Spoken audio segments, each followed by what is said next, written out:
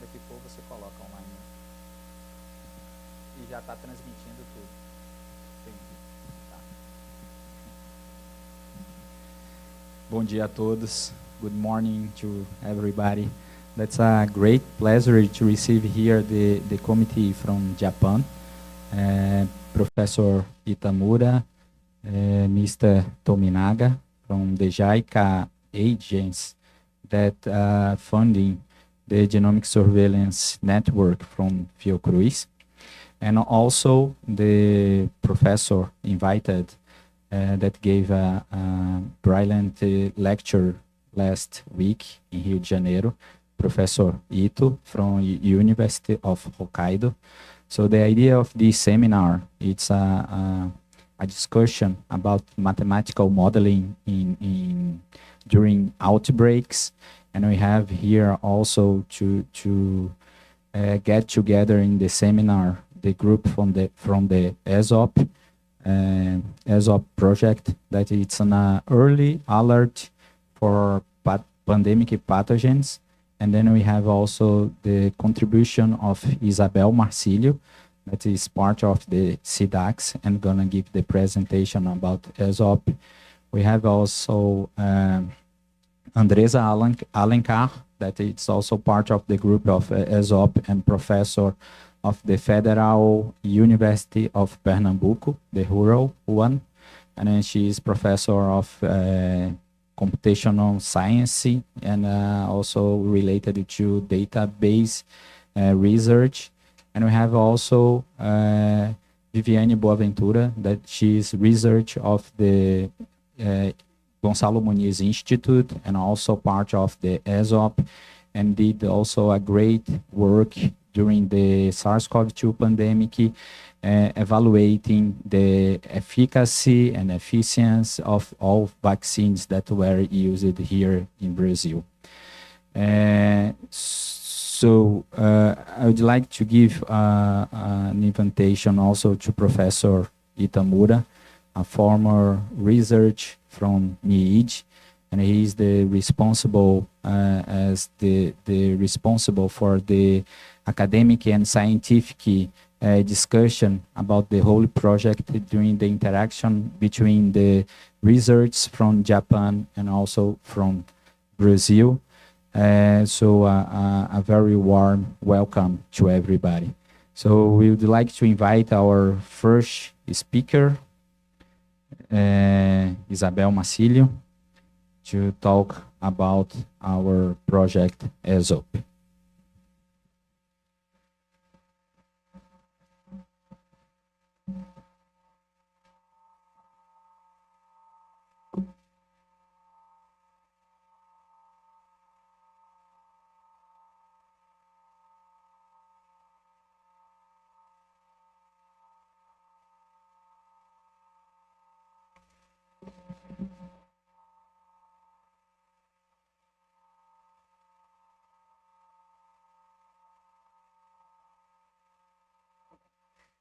So, good morning, everyone. Thank you, Kuri, for the invitation. It's a pleasure to meet you and to talk to you about the ESOP. So my name is Isabel Marcílio. I'm a doctor by training, and I'm a public health researcher. I've always been working with health surveillance, epidemiological surveillance, and now I'm located in the CDAX Fiocruz. So I'll just talk a little bit about the CDAX. CDAX is a part of this Gonçalo Muniz Institute, but it's located in another building. For the people there, from Japan, it's located kind of near the airport. So this is the building, and CDAX is the Center for Data and Knowledge Integration for Health, and its main vision and mission is to leverage the wealth of available, although highly fragmented data in Brazil for scientific use towards public health improvement. It has, it transforms and integrates large volumes of data, routinely collected data, administrative health data, for scientific research and for informing public health policies.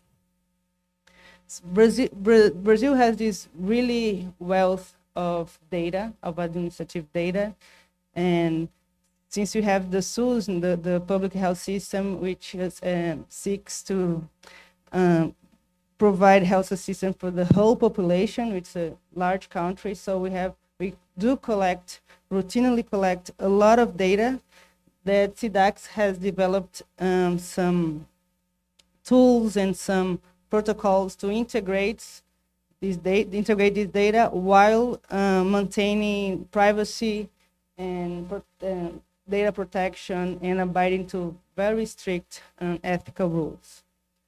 So this is SIDAX. It was established in 2016, and we have this data platform where we are very keen of maintaining this process of data access, data curation, and data production, always looking into security, privacy, and ethics.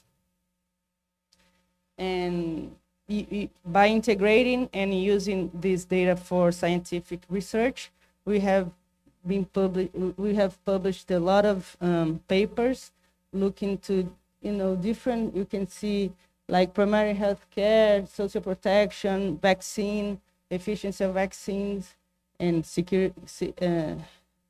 efficiency and efficacy and security of vaccines, and a lot of publication always using this administrative data we have in Brazil. And we're also looking at, this is ESOP, the project I will be talking to you a little bit more, and within it's being developed within SIDAX, and we're looking further for building federative networks, and also looking to global protection. We seek using the common data models and this kind of integration of data, so we can look toward global security, not only Brazilian data, but looking towards global security. So this was ESOP. This is our aim and our vision. It's an early warning system for anticipating outbreaks to inform preparedness in response at the earliest possible stage. It was first envisioned during the pandemics, the COVID-19 pandemics. So we started working with influenza-like illnesses, but we can also use the technology for arbovirus, diarrhea, and other syndromes that we think it's important for public health. And ESOP builds on the available digital landscape, as I've said before, so there is any effort for data collection. We don't add any burden to the routine of health professional. And in this way, we're looking at cost effectiveness and avoiding overburden of health services and health professionals. So this diagram is pretty well known. It's from CDC, and this is what we take into account in ESOP. We need to act early, and we need to act now, because we've been through the first pandemic, the COVID pandemic, and we're in this phase of preparation. So we are preparing for the next pandemics, which we think it will happen because of all the zoonotic disease and this overburden and everything. So this is an overall vision of ESOP. It's been published already. And as I said, we in ESOP, we seek to use available data. In the depart from available data, we are continuously monitoring this data, looking for aberrations, like looking for anomalies. When we see an anomaly, we can inform where to collect clinical samples, and to inform our action. So here we have a higher sensitivity. Our main database, the one that we're most advanced at, is the primary health care. So I'll talk a little bit more on that.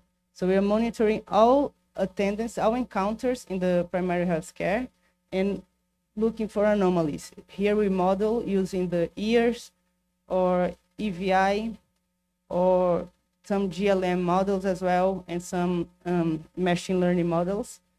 We using different models to seek anomalies And when there's anomaly, we first inform the Ministry of Health, so they can deploy actions for preparedness and response. We are also monitoring the drug sales, over-the-counter drug sales, or prescription-free drug sales, and we do the same thing. We apply some models. Mainly, we are applying a GLM model to look for anomalies, and we've started modeling as well the social media usage and the iOS system. So we model as well some words and combination of words to look for anomalies. So this is a syndromic surveillance based on secondary data. There's no any effort in the professional health, for health professionals. We model the data, and once we see anomaly, we direct inform the Ministry of Health to deploy action. And also, when we see the anomaly, it's a confirmed outbreak, we can inform the data clinical samples collection for analysis. This way, we seek some effectiveness, because Brazil is a very large country. You all know that. It's a continental south country. You have over 200 million people. And it would be very costly to use molecular technology for samples everywhere in a routine basis. So here we can inform where to collect samples. So we can, in this way, it's more efficient, more cost efficient to go further than the PCR. So if the PCR, the regular PCR for influenza, like for respiratory virus, do not recall any pathogen, we can go for molecular bioinformatics and for more metagenomics, for more specific pathogen identification. And at the same time, we are mapping, and this will be presented in the next presentation by Andresa. We are mapping the mobility data, also socioeconomic data, and also climate data, so we can identify the probable route of dispersion of pathogens. So this is also more efficient. Let's say we see an outbreak in this city, which other cities should prepare for the outbreak? Which are the most probable cities that would have the pathogen dissemination? So our primary healthcare data is a very comprehensive one. It's a national database which is maintained by the Ministry of Health. And it collects data on all publicly funded primary healthcare encounters. So every encounter in Brazil, the primary healthcare, is within this database, and every register has a code, the diagnosis code. And what we've been doing is we group codes that inform a probable influenza-like illness encounter. We also can group for probable arbovirus diseases encounters, and also we had another group for probable diarrhea encounters. So we group this number of encounters and keep monitoring, looking for aberrations or anomalies. We have this data set since 2017, and it's weekly updated. So every weekly, namely last Monday, like yesterday, we got all the encounters, the list of encounters that was held last week. So it's a weekly updated database within in agreement with the MO, and we keep on monitoring that. So this is a proof of concept. We wanted to show because our rationale is that using this data, which is regularly collected for funding purposes, so it's very complete. It's almost 100% of complete data. So we think that using it will anticipate the detection of an outbreak based on the health surveillance, because the health surveillance is active. The health professional have to fill a form, and sometimes it takes time between the encounter and the form to be filled and put into the surveillance system. So since this is since the administrative data is mandatory for funding purposes, we think that it would anticipate the health surveillance system for detection of outbreaks. So what we did is that in this up figure is the primary healthcare encounter, and here is the mandatory health surveillance system. And in the blue line is what was the median plus one standard deviation that we had from the years before, and in the little dots is the COVID pandemic starting in 2020. And we can see that according to our rationale, we could prove that using the primary health care, we would gain 2 weeks in advance from detecting the first wave of the COVID pandemic. We can see it departs from the normal curve in the last week of February, comparing to the first week of March using the health surveillance. So this was a proof of concept that showed us that using the primary health care administrative data, we would anticipate outbreak detections. And this is on influenza-like illness, and this is using the arbovirus group. So we can see in green is the mandatory notification of cases to the health surveillance system. In blue, we have the primary health encounters due to possible arbovirus disease or complaints at the primary health care. So first of all, we can see that we have a larger number of primary health care encounters, which is according to the literature, not only in Brazil, but in the world. We know there is sub-notification, since it's an active an action the health professional has to take after he assists the patient. So there is an overburden of health systems, of health surveillance systems, and we know that. So what we can see in this figure is that if you look into the primary health care encounters, we can see it departs from it starts to ascend, to increase a little bit before the notification system. This is for our season, dengue season, which is in our summer, the beginning of the year, December to March is our dengue season. So for the season 2023, it was true. We could see the primary healthcare departing from its baseline earlier than the notification system. And also in 2024, which I don't know if you are aware, it was a very, very, very large dengue wave. It was way beyond our regular seasonality. And we can see that, using the ASOP system, we could detect it earlier than the regular notification system. We are also, as I said in the overview figure of ASOP, we also monitoring the prescription-free database. This is a different database. So the first one, the primary health care, is maintained by the Ministry of Health, and it's mandatory for funds, transfer of funds from the ministry to the cities. Here this prescription-free drug sale is a private database from an international company, for profit. But we got a hold to this database through a partnership for a non-profit organization in Brazil, a civil non-profit organization. And we do the same thing. We're modeling the regular drug sales. We grouped, here is anti-flu drug sales, and we grouped and we modeled to see anomalies. And here is a proof of concept as well from 2023. And in Brazil, this is the Amazon region, right, the north region. And in Brazil, our flu season starts over there in January. The flu season in Amazon is more, it goes like the northern hemisphere.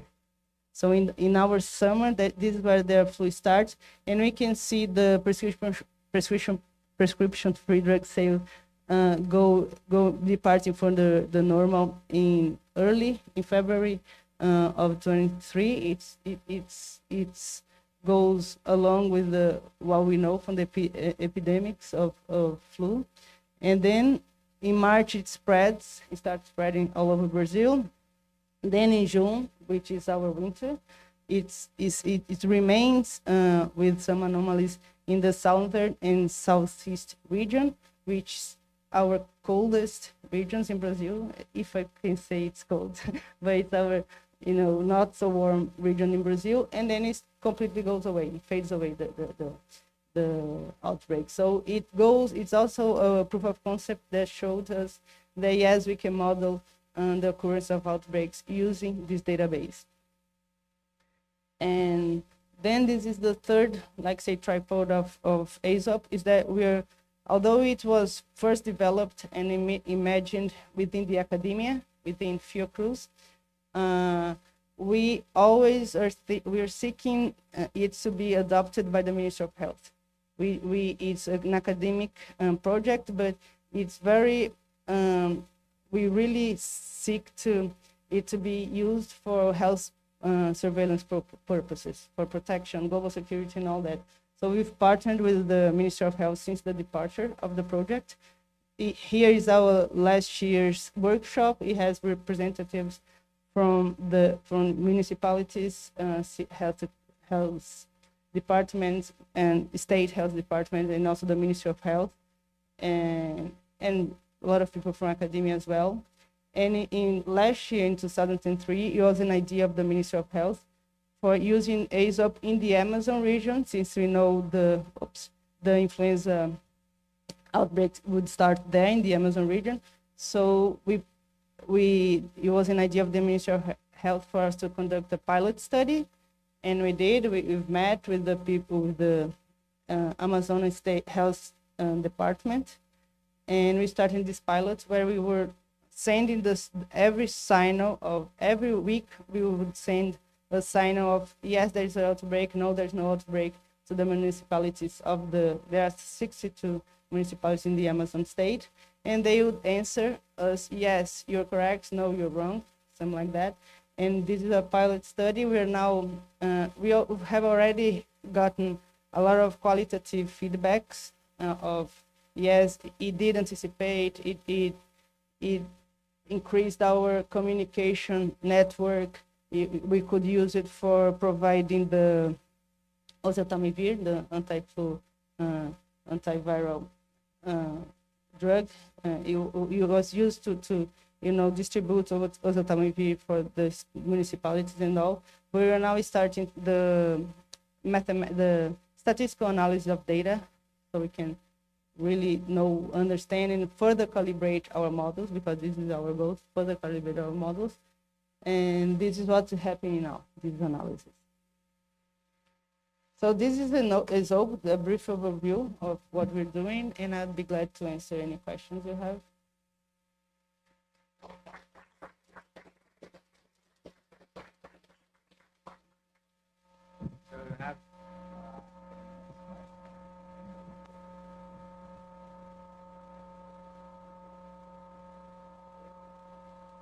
Okay.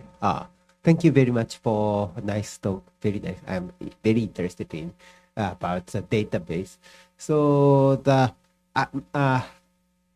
it's my question is that the availability of the data in the public. So it's available for the public, or can we access some part of the data for the analysis, or just it's closed to just inside the Fiocruz or your team?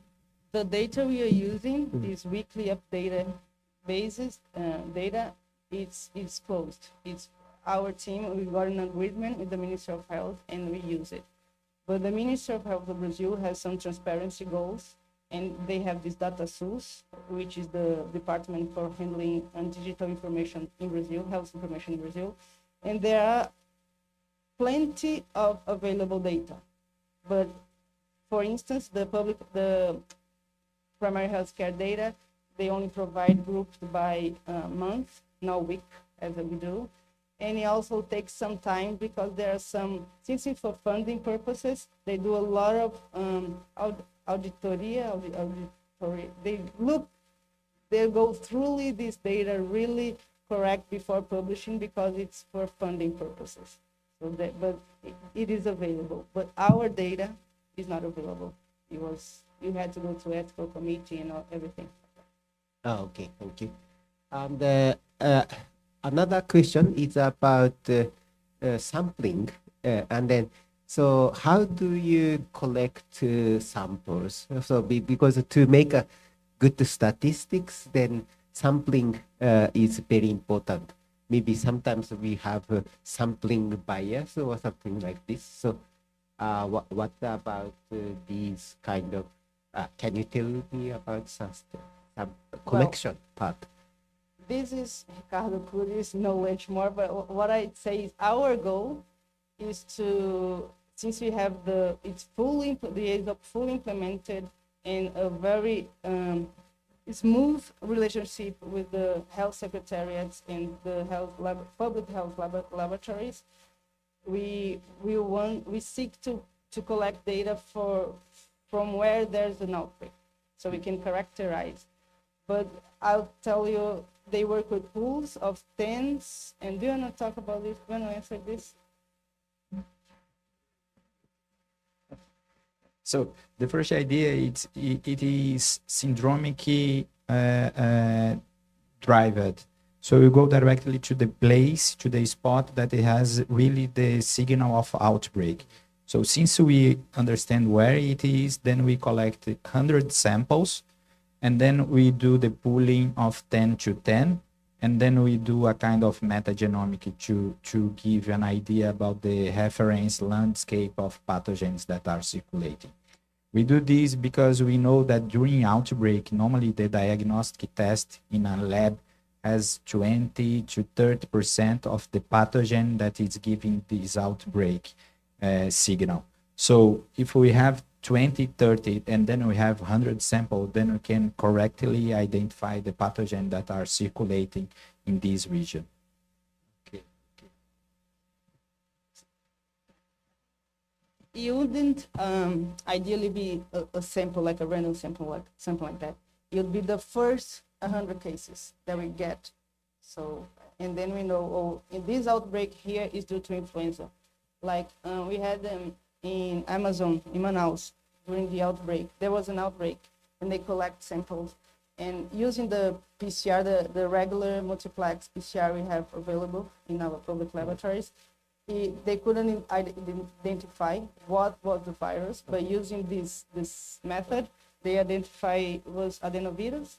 No, it was a metadenovirus.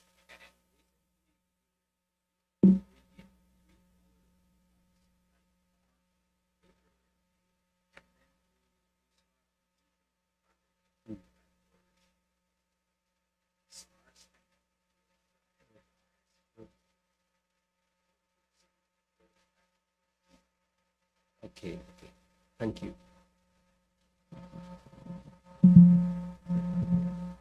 Thank you very much. Very comprehensive presentations. Muito obrigado. And I'm not familiar with the healthcare systems, but my question is, so you are going to make this system ASIP, ASOP, is a early detection, warning system. So is there any delay of the reportings? Yeah, very good question. I haven't shown here, but before modeling for anomalies, we do we developed an index of data quality index, and the DQI. We've developed we look for completeness, consistency, and timeliness of data, and we only each week we do that. It's within our pipeline of the early warning system. So in any city where the data hasn't had enough quality, but enough timeliness, enough completeness, enough consistency, we like mute this city. Like, let's say Salvador doesn't have a good data quality this week, we would mute Salvador. We wouldn't say there is an outbreak, and we wouldn't say there's no outbreak because it doesn't have data quality. In our mean, looking throughout the whole period, usually we have around 80% of the municipalities with a good data quality. It's not always the same municipality, it changes, but our mean is about 80%, which means a lot because Brazil has 5,570 municipalities. So we usually have a good data quality within the country. Okay, so another question is, once you detect early stage of some kind for the infectious disease. So do you have any action plan after that, downstream? So is there any action plan if you identify the, Yeah. early? What we've agreed with the Ministry of Health, and it's our idea of the best practice, is to inform them, and they have to do the preparedness and response. They have actions to deploy. What we've seen from the pilot, for instance, is that once we informed the municipal, and here in Brazil, our SUS, our health system, it has like 3 layers, where the federal system is the richer one, and it's obliged to give resources. So, and like oseltamivir, the anti-flu, it's bought by the Ministry of Health, and it has to distribute. So one of the actions we saw from the pilot is that the municipality would see, oh, there's an outbreak. Yes, Isop, you were right, there's an outbreak going on. And they inform the federal level, because we do need more oseltamivir in our storage. It's lacking. And so they are the ones to take action, because we are in the academic sector. We really don't know, and we don't have enough people to take the actions. Okay, thank you very much.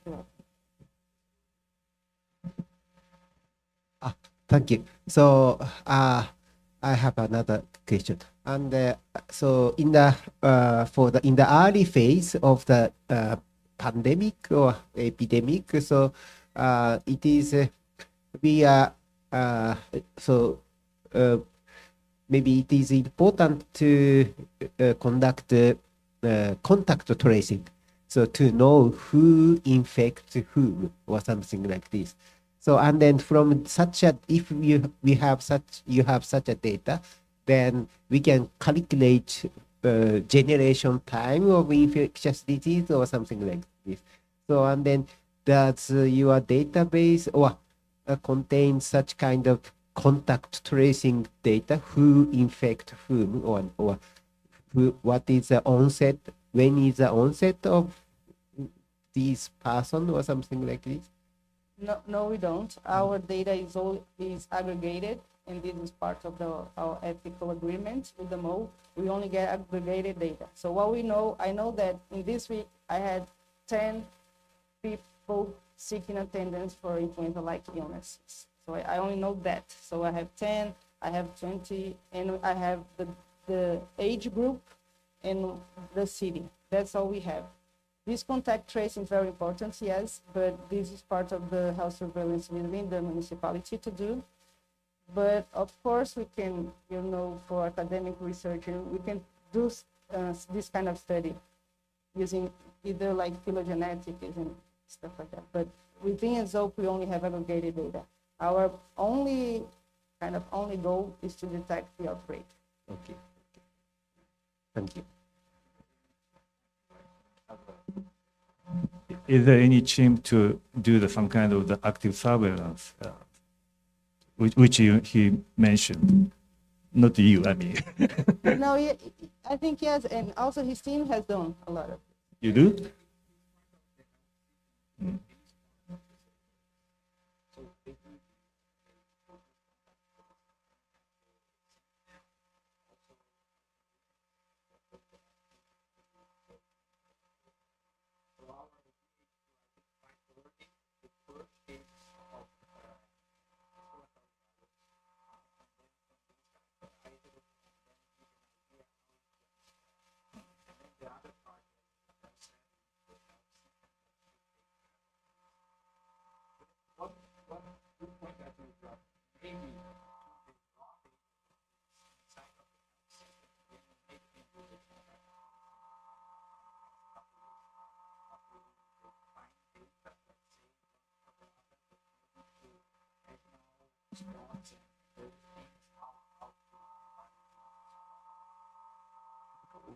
My question is there any devoted department or some groups to do the active surveillance routinely? At the surveillance? Mm. Yes, there is. Really? Okay. Yeah, in the Ministry of Health? Yeah, it's the ministry and the state and then the municipality. This contact trace is on the municipality level, so they do it. Okay, nice. Thank you. One last question, or we can move on? Yeah, okay. So I would like to invite Andresa to talk about the virus spreading in Brazil.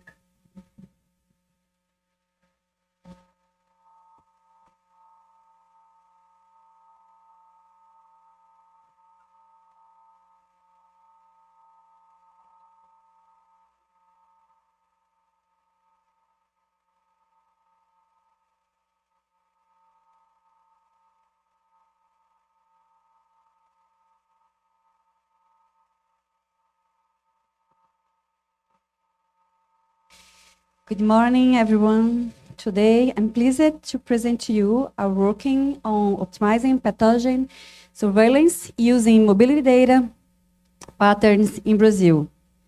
First, I would like to thank you, the organizers, for the opportunity. I hope you find our science useful and relevant to your works or to improving global health strategies. In this study, our main goal is to improve early detections of infectious diseases in Brazil. But before we dive into the details, I would like to start with provocative questions. Can we really anticipate or prevent future pandemics? Regarding these questions as a guide, we have to consider a lot of important components to keep in mind.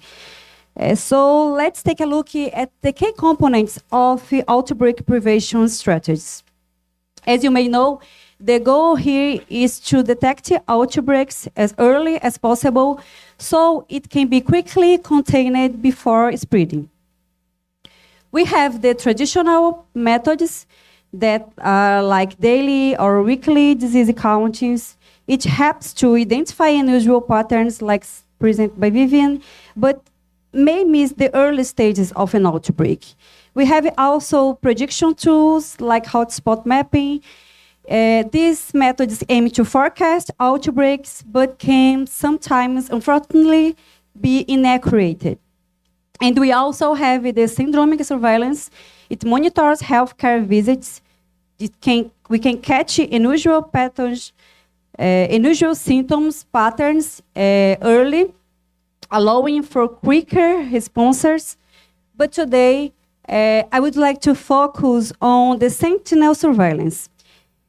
These methods collect data from a representative sample, from a small and representative sample, such as clinics, and with the main objective of giving timely alerts when disease activity increases. Another important point that we have to keep in mind is the silent transmissions. The silent transmissions can be a major challenge in controlling outbreaks. In many outbreaks, we often see evidence of silent phases before the disease is officially recognized. For instance, studies show that HIV circulated silently in the United States for about 12 years. We also have this scenario with chikungunya here in Amazon, where the virus was circulating also quietly before the first official outbreaks were recorded. So the silent transmission is a reminder of how crucial it is to have strong surveillance systems and also to detect these hiding cases early. Either as the main object of our work, we believe that by combining it with mobility data, we can make it even more effective, especially in large countries like Brazil. Before we move on, I would like to highlight some studies. We do a lot of research, and we highlight some studies that used modeling to help how to design surveillance sentinel networks in a lot of countries. only one of these studies used mobility patterns to decide where to place sites in the sentinel networks. And however, most of these studies focus only on small areas like Iowa and Texas in the United States. Only one of these looked at the entire country, and it was for the United States. It highlights the importance of doing research in these topics, of course, since sentinel surveillance is useful to enable early detections, but however, it can be challenging to implement it effectively. So, key questions still remains, like what is the minimum number of sentinel sites we need, and what are the best place to locate these sentinel sites? These are some of the questions we aim to investigate in our work. We have published some of the first results in this article. We can find this paper in the Lancet Digital Health. So let's dive deeper into this. As I mentioned before, we aim to improve the early detections of diseases. We want to do this by integrating mobility patterns into surveillance systems. And as you may know, Brazil has a vast territory, and we also has a highly connected transportation networks. Then it poses a significant challenge for surveillance systems. In this context, human mobility plays a crucial role in the spread of infectious diseases because the rapid movement of people between cities can accelerate the transmissions of pathogens. So, for effective surveillance systems, it is critical to understand how people move between the cities, how people move from one city to others. And we use the mobility patterns to predict the most likely routes, the most probable routes of disease spread. To implement this work, we collected a comprehensive data set on human mobility. We use data from official institutions like IBGE and ANAC. It includes air, roads, and waterway transport data. And we use this data to create a mobility networks of the entire country. We use the results of the analysis of these networks to predict the most probable routes and the suitable locations for early detections. We also obtained some data from SARS-CoV pandemic, but it was used for the validation purposes that I will detail in the seconds. For the constructions of these mobility networks and for estimating the transport flows, we applied the Ford-Fulkerson algorithm. The Ford-Fulkerson algorithms we used to analyze these mobility flows between cities and to determine the most likely routes, the most probable paths that could facilitate the spread of diseases. This allowed us to rank Brazilian systems. We rank Brazilian cities according to their importance in the networks and also to their suitability as sentinel locations. To achieve this, we identified these paths between city pairs that maximize this flow, since the Ford-Fulkerson algorithm is based on the maxi flow problem. To better understand this maxi flow problem, imagine a rail networking connection to cities, S and T, and passing through several other cities along the way. In the networks, the edges represent the flow. We have here in the nodes we have the cities, and in the edges we have the flows. Each edge has a capacity that means the capacity of that flow can carry. That is the number of passengers that it can carry. And our goal is to find the maximal possible flow. The maximal possible flow that can carry passenger from one city S to another city, assuming that the full network is operational. So, supposing that we want to follow an outbreak in a given city, we can use the results of the fault function algorithms to identify which other cities are likely to be affected and what are the probability of spread from one city to another cities. These images illustrates the results that we have with the fault function algorithms. It allows us to identify the most probable roads, as I said. We have here some examples of cities, Brazilian cities, as source nodes. We can see Manaus, Recife, Rio de Janeiro, and São Paulo.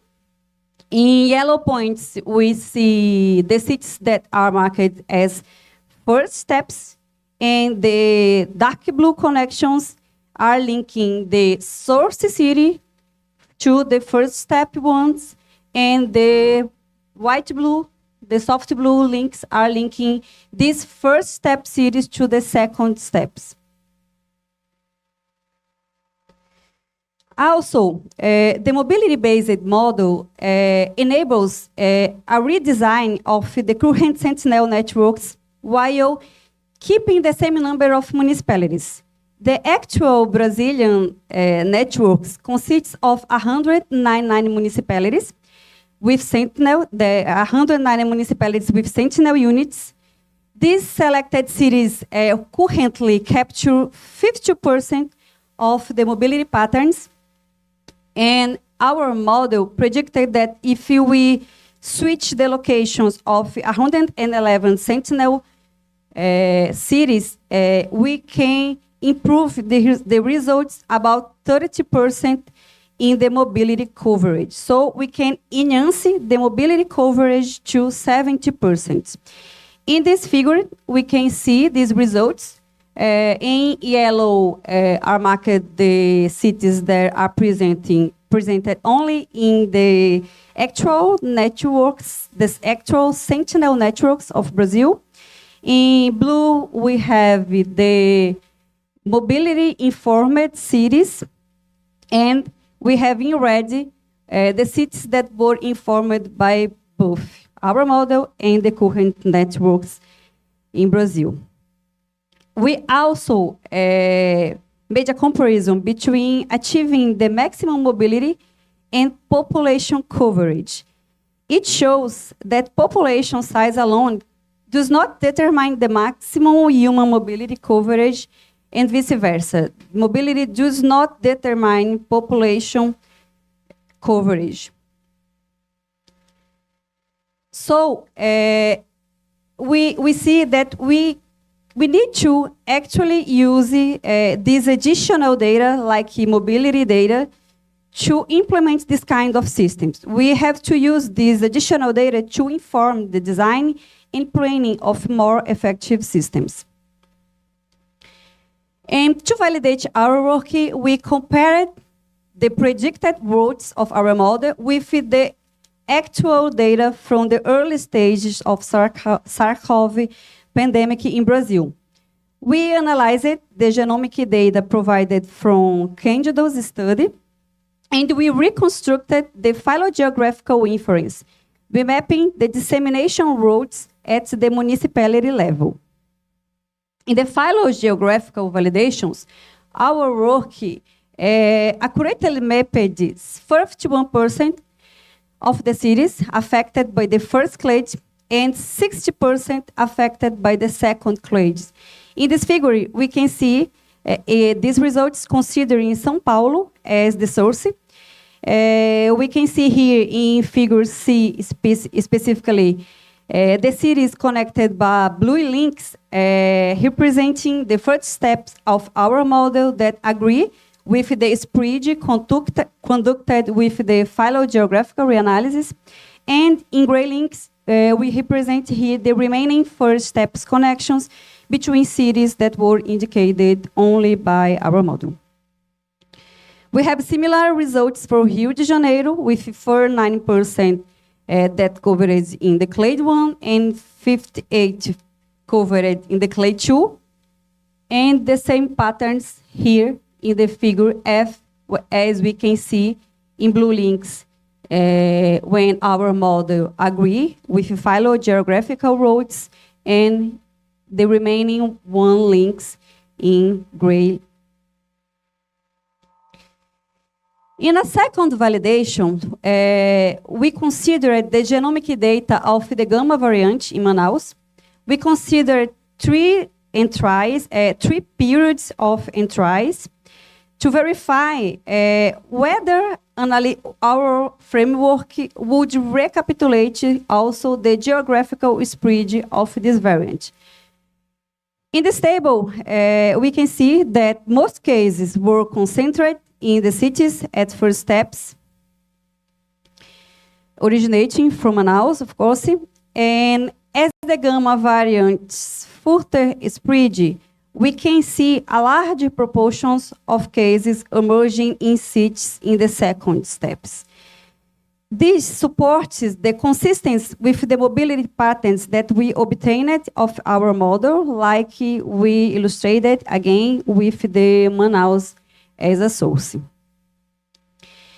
So these results, initial results, demonstrates that models has a reliability in predicting transmission routes.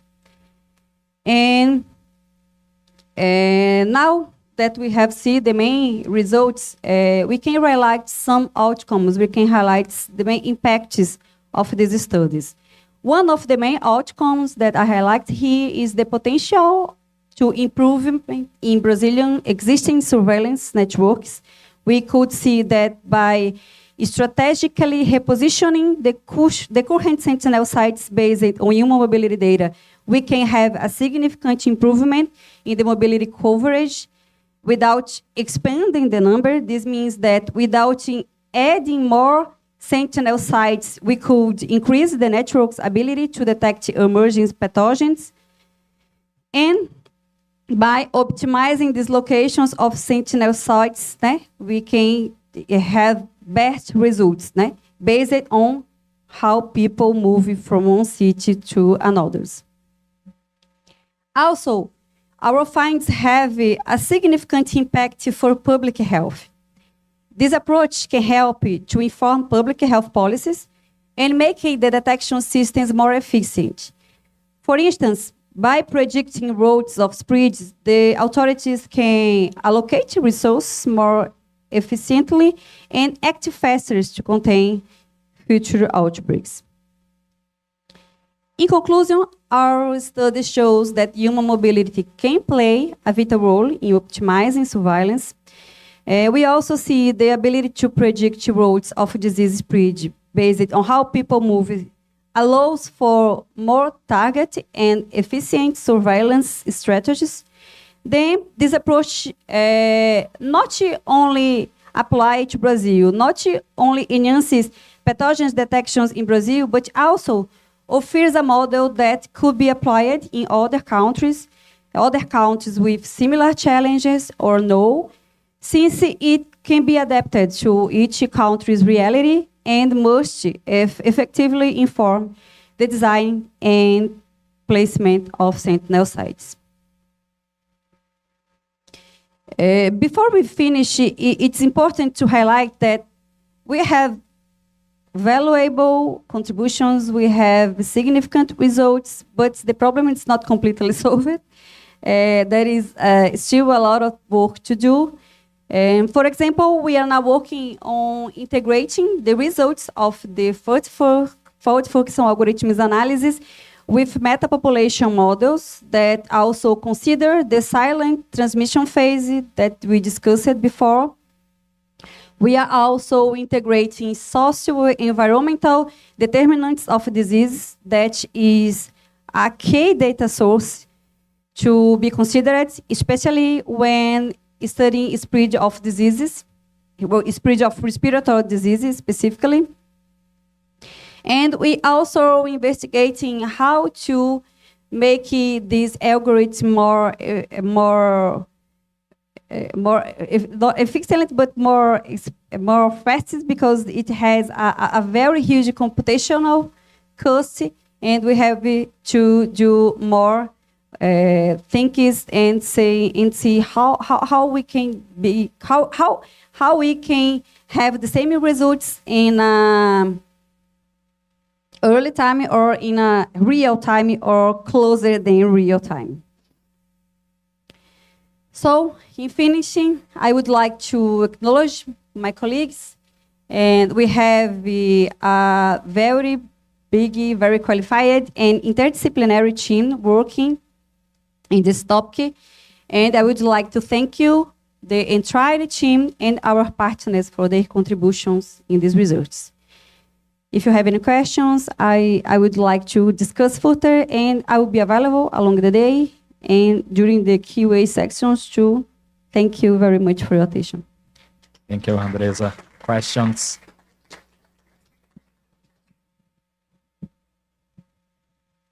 Thank you very much for your talk. So I'm very interested in the, especially the optimization part, optimization of Sentinel hospital or Sentinel places. So, could you tell us more about how this is possible? How it's what is the key idea of the optimization? So it is okay. Using that algorithm or? Yes, we use the algorithm to rank the cities, and we can see which cities are most relevant in the networks, and we can use the algorithms to see also the paths, how people move from one city to other cities, and it consider all the way from the source to the sink. It's in this approach, our main objective is to see the most probable path. Identifying this most probable path, we can verify if it covers a bigger part of Brazilian cities, a bigger region or small regions. We can use small parts of Brazil, and we compare this with the actual networks in aiming to see if our model have more coverage than the actual networks in practice that are in place in Brazil. Then we see that with our model, we can we can change the position of actual Sentinel units and have a better coverage of the country. Then we believe that with Sentinel units in these cities, we can have more efficient detections, early detections.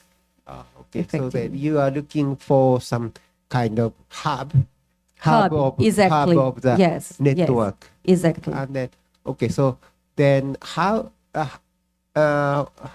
can we evaluate that how this it's optimized one is how better the optimized one compared to existing? Yes, we use it two approaches. We compare with the actual and how these actual networks are linked with other countries and considering the hubs in the networks of the country. And we also use it. We compared with the population's coverage. We also made analysis using the demographic information about the cities, and the aim object was to see if the populations has directly affecting the mobility or are directly affecting the actual Sentinel networks and vice versa. And we see that we have to use both of data to best place the locations. So we use these two approach. We use the results of multivoxel algorithms and also the population coverage to decide which is the best place to to put the sentinel units. Okay, thank you. And then I have another question, and then that is a prediction. It's about the prediction part. So SARS-CoV, you evaluated this. It works very well with SARS-CoV-2, but I'm wondering about the other infectious diseases, such as, for instance, which depends on the temperature or seasonality or climate, and for instance, influenza, and then also vector-borne disease. For instance, it needs take into account of the vector population or something like this. So even if network is very dense, but it's there, if there is no vector, the other city, then the outbreak may not occur or something like this.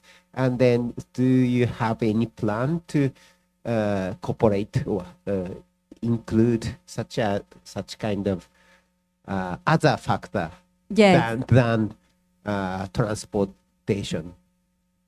Do you Yeah. have it? Yeah, Have you already done? We are now working in adding more data about social and about climatic things too. Our main objective is to make a characterizations of the country. We want to see how we can act and how we can see the difference between climatical characterizations in different regions of Brazil, and use it to support the decisions of or which place to look and what place to put unity sentinels, or what places to collect samples to analyze. And we believe that this is a big challenge also, because Brazil has different climatic characteristics. But we believe that it is an important point, and we are working in this now. Okay, thank you. Let me just Thank you very much. may I just Okay. increment the question of it? It's a very good question. So we are aware of these, like sexual transmissions, disease, and also vector thing. We need to put those layers in this sense, because, for example, for sexual transmitted disease, we might have like a cluster of transmissions very specifically that could go through other routes than, for example, the cars and the airplane, and could be more related with tourism or other things related. So those things gonna come up. I think it was convenient to use the SARS-CoV-2 because it related to the mobility thing, and then we could prove that it fits very well to the network that we have. But for sure, I think this network won't work perfectly for vector disease and for sexual transmission disease. But if you put these other levels of understand, then we can start to model these better. Yeah. So you mean the arbovirus is also applicable? Sorry? I mean, arbovirus is also applicable based on this human mobility data. I can bring some things related. For example, what about the vector mobility? So it's gonna come through bus and through trucks, for example, and maybe it could be more important than the human mobility, for example. And we're gonna start to think on those things. So first, she's gonna model the mobility network that we have with the spread of the arbovirus as we know, and then afterwards we're gonna start to put these other levels to see where it's gonna fit and where'nt. For example, chikungunya had a very important hub in Rio de Janeiro. So it started in the northeast, it traveled to Rio de Janeiro, and then it started to spread all over again. So it's more out of the idea of the mobility, for example, in São Paulo, why Rio de Janeiro is so important together with the northeast. So we have other levels of information, for example, climate and maybe vector mobility that could be influenced this pathway, for example. If that's true, I mean, yeah. Oh. I mean, so any infectious disease have a different characteristics. So when you are going to optimize the sentinel site, is there any difference among the different diseases? So, for example, if you to put a sentinel site for the respiratory viruses like influenza or SARS-CoV-2, but for arbovirus, if you have a different location of the sentinel site is more optimized to detect. Is there any possibility such kind of thing? Yes, there is a lot of things to consider. In the metapopulations model that we are developing now, we are considering the characteristics of these different diseases. We want to make a characterizations of different pathogens, so the models can capture, of course, changing the labels. We can capture the comportments of these different diseases, and also with climate effects and how it can spread in different parts of the country too. Okay, so if you think about the optimal sentinel site, including all the infectious disease, maybe you should optimize, like accumulation of the metadata or something like that, then to optimize everything. Okay, sounds good. One more question, just simply in your cases, actually, how many difference between the current location of sentinel site and the optimal site in this particular you are presenting? How many different sites is actually? Yes, we have almost, let me see the numbers that I forget here, but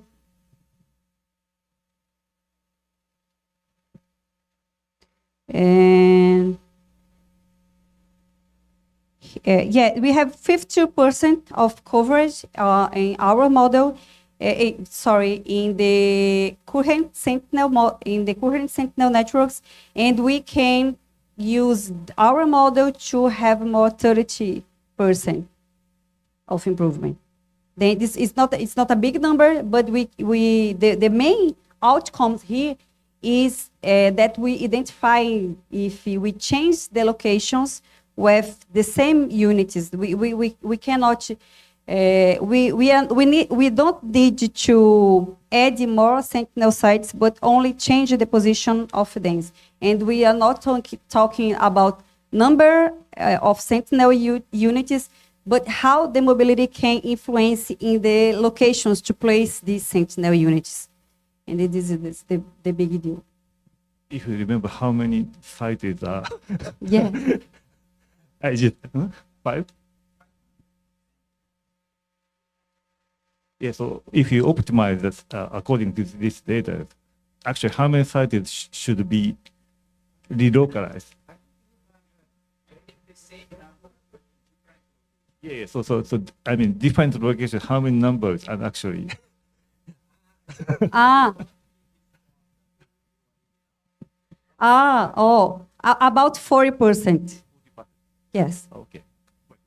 But we have 199 cities today in the actual networks. Okay.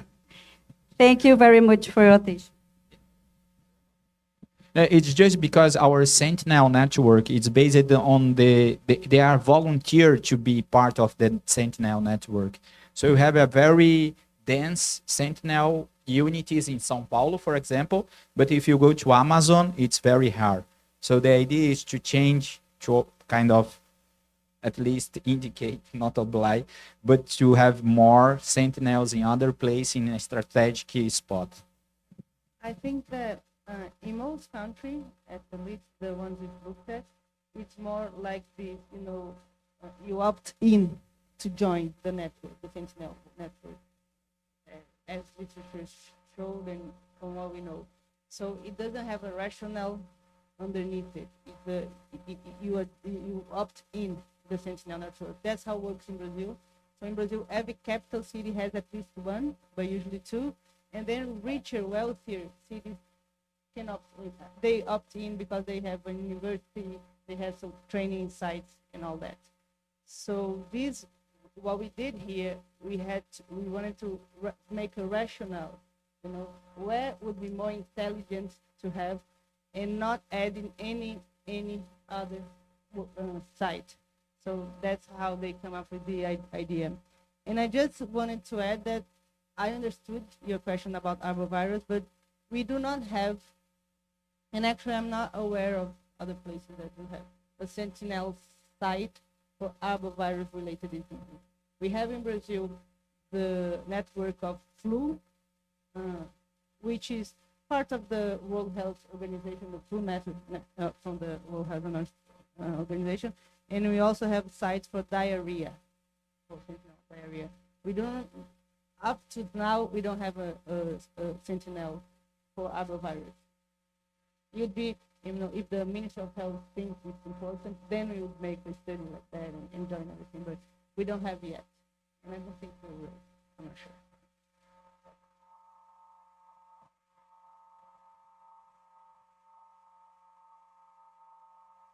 Thank you, Andresa.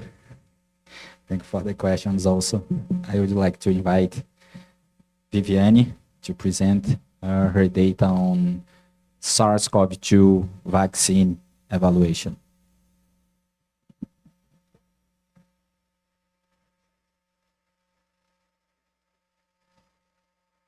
So thank you, Ricardo. Can you hear me? Can you hear me? Yeah. Hopefully you're going to understand what I'm going to say, because this mask is not helping. Fortunately, it's not about flu, it's about COVID-19 vaccines. So this is the project that we performed in the Vigivac group. Vigivac means surveillance in vaccines, and this was a big project that we ran during COVID-19 pandemic. So I'm going to divide my talk in 4 topics. Oh, it's not moving. Oh, sorry.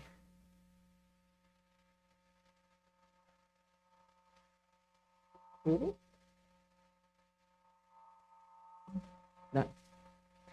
So I'll divide in 4 topics. First of all, I'll give a brief overview about COVID-19 in Brazil. Maybe you are not aware about how it was in here, and a little bit about the vaccines that we use it here. And then we're going to move for the strategy we use it to analyze this vaccine effectiveness using digital health data, some of our main findings and the implications of these findings. So when we talk about vaccine effectiveness, it's important to have in mind that there are several factors that may affect this effectiveness. And I brought here 5 topics. The first one is related to the rate of transmission. How much do you have in terms of infection in the region? Of course, if you have a lot of infection, the risk of having one person infected is bigger, and you're going to have the tendency to get a lower vaccine effectiveness. The same for distancing and non-pharmacologic strategies. So if you are wearing masks and making distance, of course, you're going to have a lower risk, and the opposite for the ones that have a lot of people in the same place and aggregating. So in general, what we have in Brazil, it's really that. We had a lot of cases. Most part of the time, we have a high rate of transmission and low adherence to this kind of strategy. And as a consequence, we had a lot of death. You may know that Brazil was ranking on the top countries with most cumulative death by COVID-19 per million of inhabitants. And we also have additionally very heterogeneous, let me try to find a pointer here. Yeah, heterogeneous distribution across the country with areas more affected, as you can see here. So another thing that's very important when we think about vaccine effectiveness is the profile of the population. Brazil has 215 million individuals. So it's a continental country, and almost half of this population is mixed race.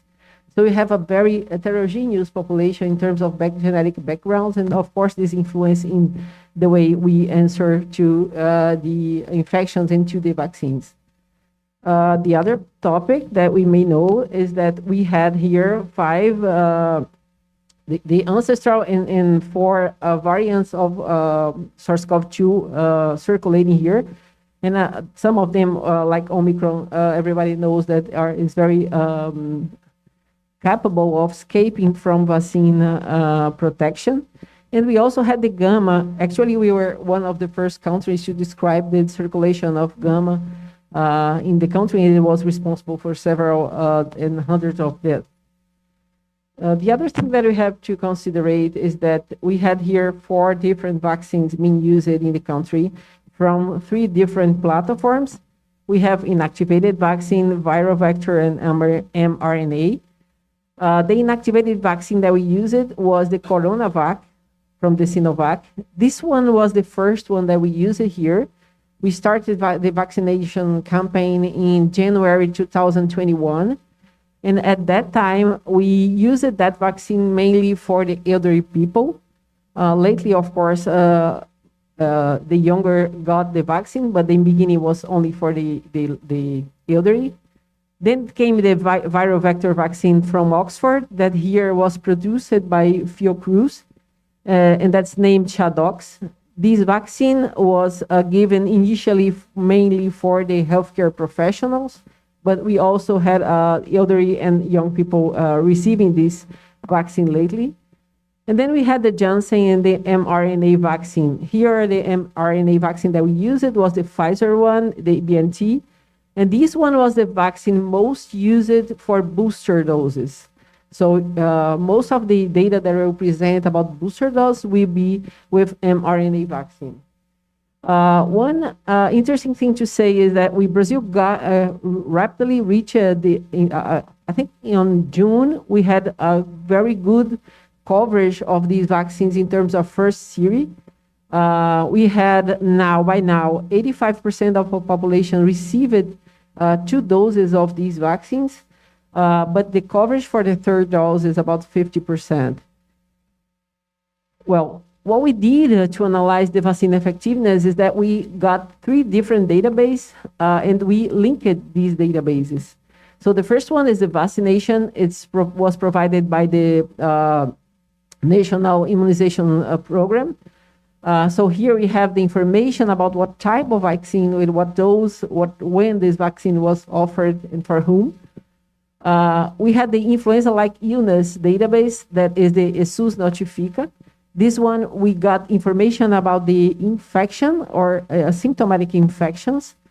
And the last one is this severe acute respiratory syndrome database, that's VVEP-GRIP. So in this one, we have information about the severe, the hospitalization, the death that occurs due to COVID-19. So we got the information about clinical and social demographic and about confirmed case according to RT-PCR or rapid antigen test. And all these databases were provided anonymized just because of ethical and privacy proposed. And we received crypto ID by each one of these individuals, and then we performed a linkage getting the VIGIVAC data set. I have to highlight that the integration of this vaccination and the disease data was done in a national scale, what was very important to answer critical questions related, for example, to mortality or related to age, different responses in each age group. So this is our main questions that I will try to address here. What age where there is difference between the age groups in terms of response to the vaccines or to effectiveness? Do you have, what was the duration of the protection offered by the vaccines? If the variants have any kind of impact, or how much was that impact of the variants? Were there any idea or any additional protection for the ones that were pre-infected to give vaccines? How was the protection in the pregnancy group? And also, we had a recent paper on indirect vaccine effectiveness. So this is our first study where it occurs 6 months after the beginning of the vaccination campaign. We had at that time CoronaVac and Shadox being used so far. And as you can see here, the elderly people that is in blue, orange, or red are the ones that reached good coverage in terms of a number of individuals getting the vaccines for CoronaVac and also for Shadox for first and second dose at that time. And what we found is that we had clearly a big difference between what we observed in terms of vaccine effectiveness to infection and to severe disease. Here is hospitalization, UC admission, and death. So this was observed for Coronavac, but also for Shadox. And it's clear that there's a pattern of decrease in the protection when we look for the elderly people. And this is the same for Shadox. So our conclusion here is that really we had a moderate and high vaccine effectiveness against infection, but it was better for severe disease with an impact on, with the elderly. So this is the paper that we looked at for duration of protection. So early after we had I think it was in September, we started analyzing if the vaccines were having a warning. In the first paper, we already saw that there is a tendency to decrease in the protection with time. At that time, we have circulating in Brazil the Gamma variant and then the Delta. And then what we found is that for Shadox and for Coronavac, the symptomatic infection that will be here represented in this blue circle is decreasing with time for both vaccines.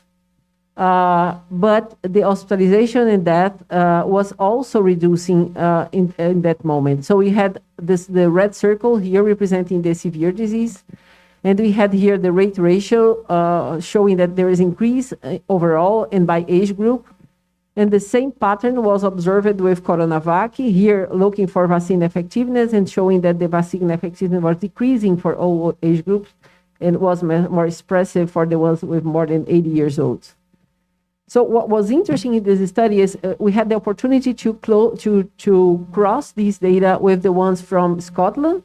We had a collaboration with them, and then they performed using the same script, the same analysis, and we observed that we were talking about the same thing. So we are having the same pattern in both countries that are completely different in terms of population and socioeconomic conditions. So the third and fourth paper was looking for the effect of the booster dose. So Brazil started giving the booster dose on September of 2021. At that time, we had Gamma and Delta circulating, and then in January, we had the Omicron, and I'm going to show initially the results for, at the time, we had the Gamma Delta circulating. This is the result with 2 doses of Coronavac and the booster with the Pfizer vaccine. And what we observed is that compared to that moment before the booster, we have a huge increase in the protection against both severe disease and mild disease. This was observed for all age groups, including those with more than 80 years old. So the booster increased the vaccine effectiveness. And then we look at for what happened with the Omicron variant for Coronavac as a primary series, or Shadox or BNT as a primary series. And we observe here for infection that there was a dramatic decrease in the protection offered for all vaccines against the infection caused by Omicron, when Omicron variant became the one variant of concern circulating in the country. However, the protection against hospitalization and death was only slightly decreasing, and this was observed only for the elderly group, as you can see here, for both Coronavac and for Shadox or BNT as a first series. You can see that for those cases, Pfizer was used as a booster vaccine. So in resume, what we have here is that the primary series with we show it that there are a lower response to elderly, especially the one that very elderly group. We had a decrease in vaccine effectiveness with time after primary series, and with booster before Omicron, we could increase the protection against infection, but after Omicron, we only observed sustained protection against severe disease. So the next step was to answer if there was any advantage in giving vaccines for the ones that already had infection. And we performed 2 different analyses before and after Omicron. So this is analysis before Omicron during Gamma and Delta period. And you can see here that we have an additional protection offered by vaccine. This one is the Johnson vaccine, the Janssen. And this is of course, the BNT, the Pfizer, the Shadox, and Coronavac. And for all of them, we could see that there was really an increase in the protection when you give the vaccination for those individuals that were already infected by SARS-CoV-2.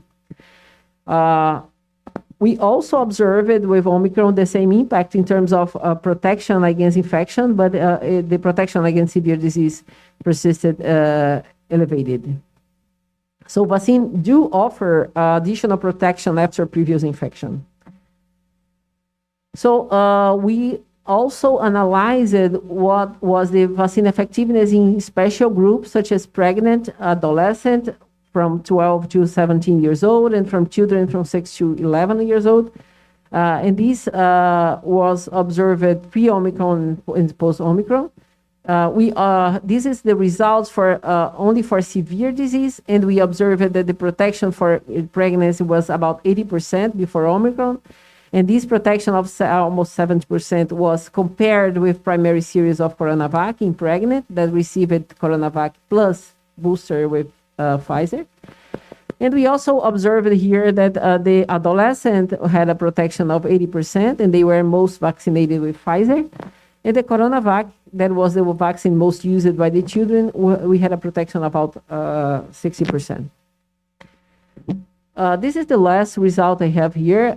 It's about indirect vaccine effectiveness. What we did here is we tried to analyze if the protection for the ones that were non-vaccinated increased with the coverage after second dose. And as you can see here, if you have reached the 70% of coverage of second dose before Omicron, you will really have protection offered indirect vaccine effectiveness here for all age groups. And this was more prominent for the ones with less than 5 years old, that you can see here. But the squares here represent the time of Omicron. And then at that time, no protection was, no indirect vaccine effectiveness was observed for all age groups and also for the children.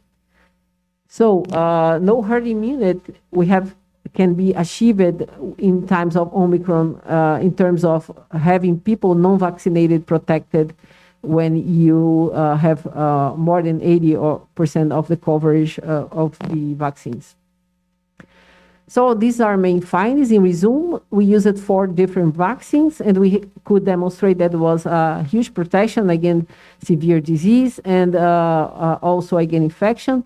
But this protection was affected by the emergency of new variants, and at the same time, the warning was observed with time after vaccination. We also observed that with introduction of Omicron, there was a decrease in the protection against infection, but the protection against severe disease maintained elevated.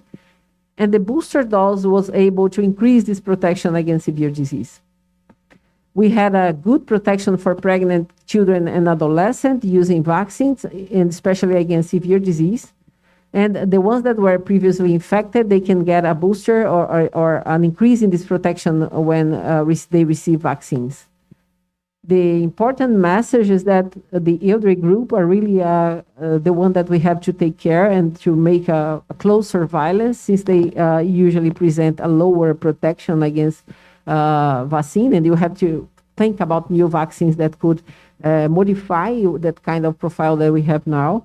And we also observed that we had some protection for the ones that were not vaccinated, or for example, the children under 5, but this protection, indirect protection, disappeared when we had the Omicron here. So in general, our digital transformation, as Isabel and Andressa demonstrated, and then I try to show here, it's profoundly modifying the modern epidemiology. And we are having, we showed here that these kind of administrative data have quality, quantity, and a good coverage in terms of analysis of vaccines. It could provide us a fast response with low cost, because we didn't have to collect any kind of new data. And we could use this kind of data to better choose where we should apply or invest in more vaccination, for example. So optimize the resources that we have. and also try to perform a good surveillance in terms of identifying problems in the coverage of the vaccines or in the efficiency of these vaccines.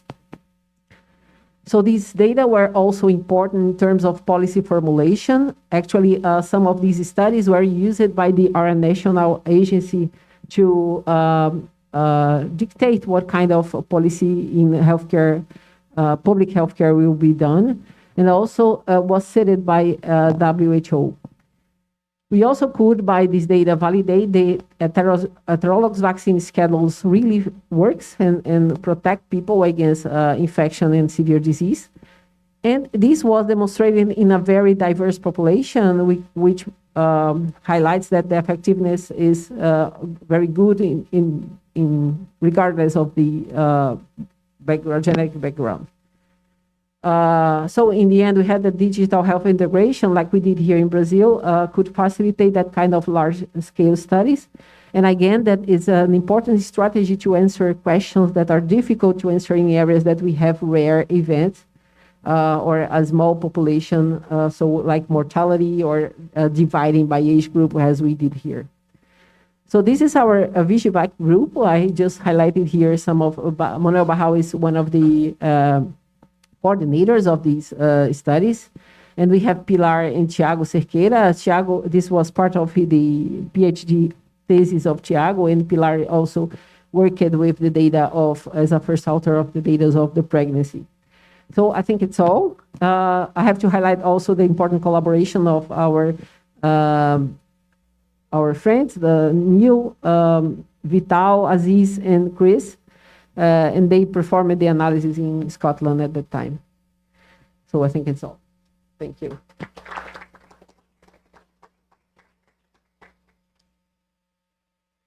Thank you very much, Questions? Viviane. Questions? Professor Ito. Thank you very much for the wonderful result. So I have a question about, I think it's a very good idea to use crypto ID. So which is, and then how many, my question is how many crypto IDs are used for this study? Each individual in each database has one crypto ID. So everybody that was vaccinated had one crypto ID, different one. And the same crypto ID was used for the other databases. So we could link them and perform the analysis. So we had as much as individuals we had in the group. So it's how many? It depends on the type of the study. I tried to put the number in some of them just because it differed. We used test negative design for many of them. And so I put it here, for example. These were 213,000 individuals here and 918 here. Okay. And very large. And then very large. Very reliable. Yes. Oh, really impressive. Yeah, in Brazil we have 2,000. All individuals that were vaccinated in Brazil are in this database. Okay, we just choose different numbers here because we had to perform the test negative design, and of course we have the selection criteria. But you can find everything in the flowchart that we put in the manuscripts. Okay, so you can access all the Yes, data. yes, we had access to all of them. Because all vaccines in Brazil were administered by Minister of Health. And all of them were here. And by now, every vaccine that you use here, even being in a private clinic, it's necessary to include or to notify these in the specific database. Okay, very nice. I have one more question. So I have seen some slides, you have negative effectiveness. Actually, this wasn't a negative effect. It was, that's just the median, but if you see the confidence interval is not, it's crossing. So what it mean? If someone got this vaccine, then it increase the probability of infection or something. Yeah, negative meaning of negative. The true interpretation that we should have is that we are under the interval of confidence, but of course we know that it's possible that we have.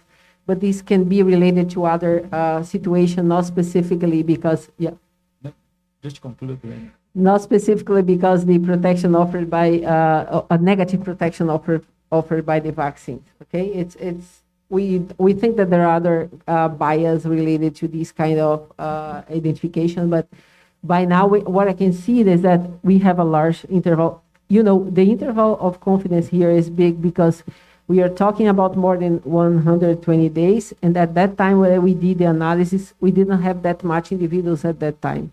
So you can see that we have a large confidence interval. Can we put this effect on the virus evolution, for example? So after 120 days, then we have another variant. Then this vaccine, for example, has less protection than the others, and then you see this effect becomes negative, for example.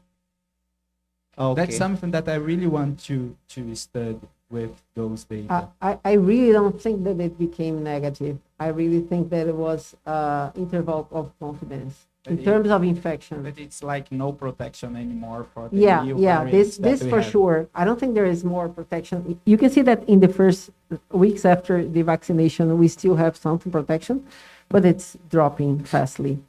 So there's no way that we can count on protection offered by vaccine for infection using the vaccines that we have now. So This is not about the bivalent and not the monovalent vaccine. It's the first version. So how the vaccine effectiveness is calculated? It's comparison between unvaccinated people and then Yeah, vaccinated this is compared. This is test negative. We see the positive test and the Okay. negative test in Okay, the ones okay. that were vaccinated, and compare with the positive test and negative test so and the ones that were. in that case, vaccinated, unvaccinated people have more chance to get natural infection. So, and then vaccinate. So in if we assume such kind of thing, then of course, natural infection have a better immunity compared to vaccine. Then I think that kind of situation gives some negative effectiveness. If we compare the naturally infected people and then vaccinated and not infected people, then we have such kind of negative values. But it's a very interesting part of this result. Then what is happening? Yeah, in the it's negative really one. dramatic, the decrease that we observed in the infection, in protection against infection with Omicron. Yeah, it completely disappeared, Yeah, it's very interesting result. which means that we need a better vaccine that can protect against infection, because these ones are really complicated. I have to say that we don't have the data for the new vaccines that is available. This was performed the last year. We are still negotiating with the Minister of Health to continue having this data and follow up these analyses. So do you have serological data or? No, not in this project. This one was only about digital health. There are some serologic tests or studies here in Brazil, and they also demonstrate that there was a huge decrease in the protection, actually in the immune response. Can we model this, like giving the value of the variance of this loss of effectiveness to the genomic profile of the virus? Can you do like a silico model to correct maybe this and give the responsibility for this drop also to the virus evolution, for example? Maybe, but I don't know. So maybe we don't. I think we like don't. doing in silico escape.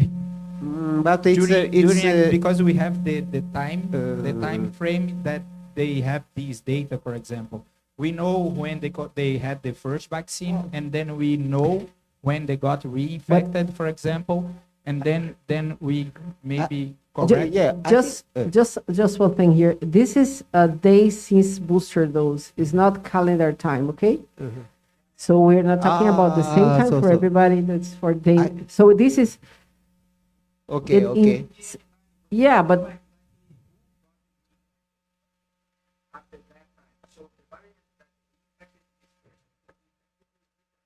Okay, okay.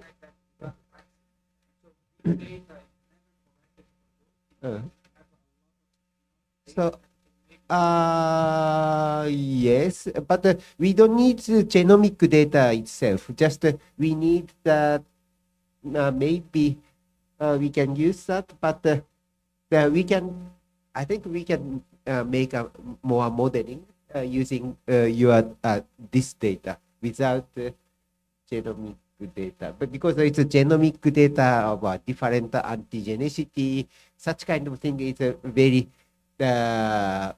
it's not very reliable, I think. So it's so in silico modeling from the genome itself is not very it's difficult. But you already have a data, and then you already have the proportion of the Omicron versus gamma, or Omicron versus Delta. Yes. It's a frequency data or Yeah. something like this. Then that would be enough. But it's very interesting. Maybe there is some reason for this Negative. negative one. I think if Medium. as you have talked of this is just the duration from the vaccine to the infection. It would be nice to have the follow-up here, but unfortunately, we don't have that data. We are really trying to get this information, and it would be helpful. But I personally, I don't believe that we had a negative protection against infection, although we do have a increase, a huge increase in the protection. Okay. Thank you. Very interesting.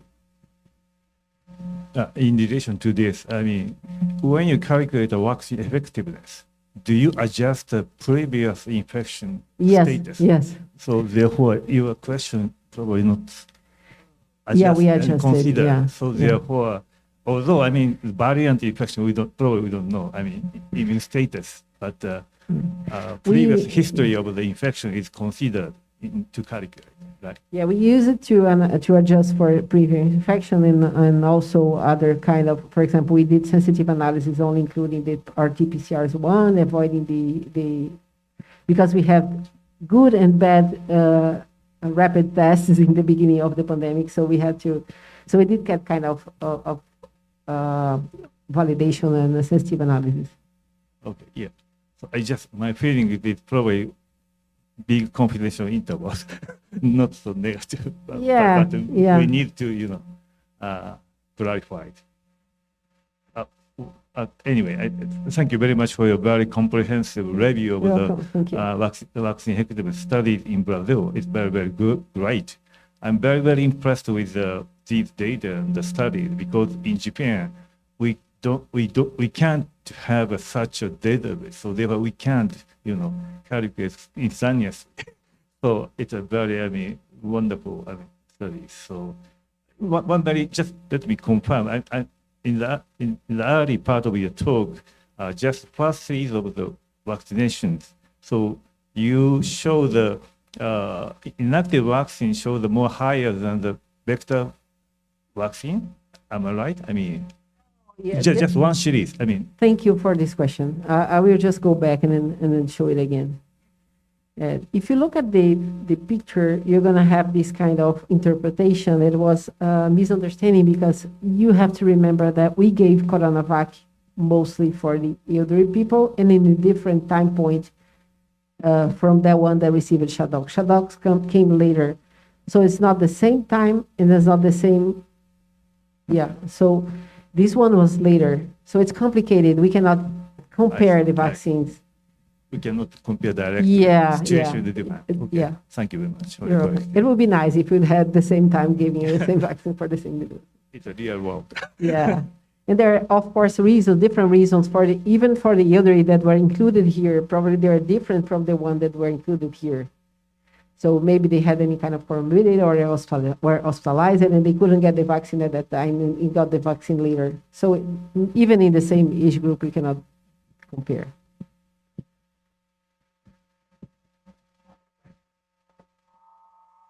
So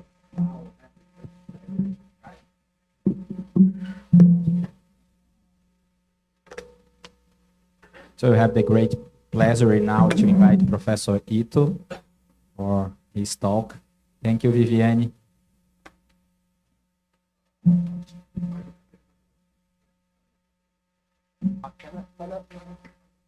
Can I use my computer? Okay, sir. But do you have my slide? Okay, sir. I will. Okay, sir. I will. Okay, sir. Maybe it's broadcast. So then it's better to put. Okay. So I need to. So can I give you?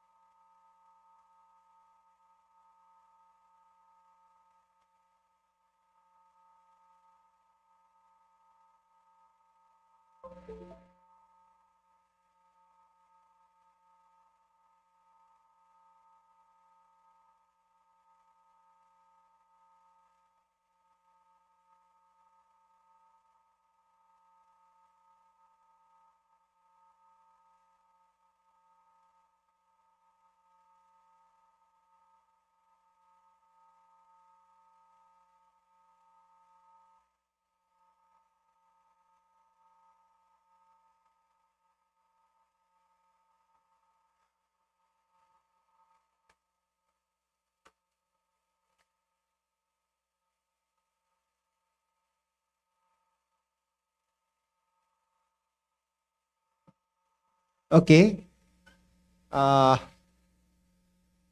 Okay, let me start my presentation. So the title is a novel prediction model for SARS-CoV-2 evolution using population genetics and infectious epidemiology. Okay, so let me start with introduction of the my institute. So my institute is Hokkaido University, and then it's located in Sapporo, so which is northern part of Japan. So here is, you know the shape of Japan like this, and then Hokkaido is this northern island located north. So because of the high, it's because it is located in north, very near to Russia, and then we have lots of snow like this. So this is a picture in front of my apartment and my dog, and then you can see these cars. These snows height is more than height of the cars or something like this. And then, oh, I don't need this circle. It's a delete.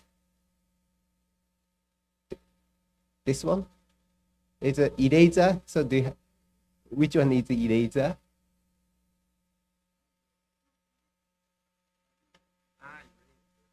This one.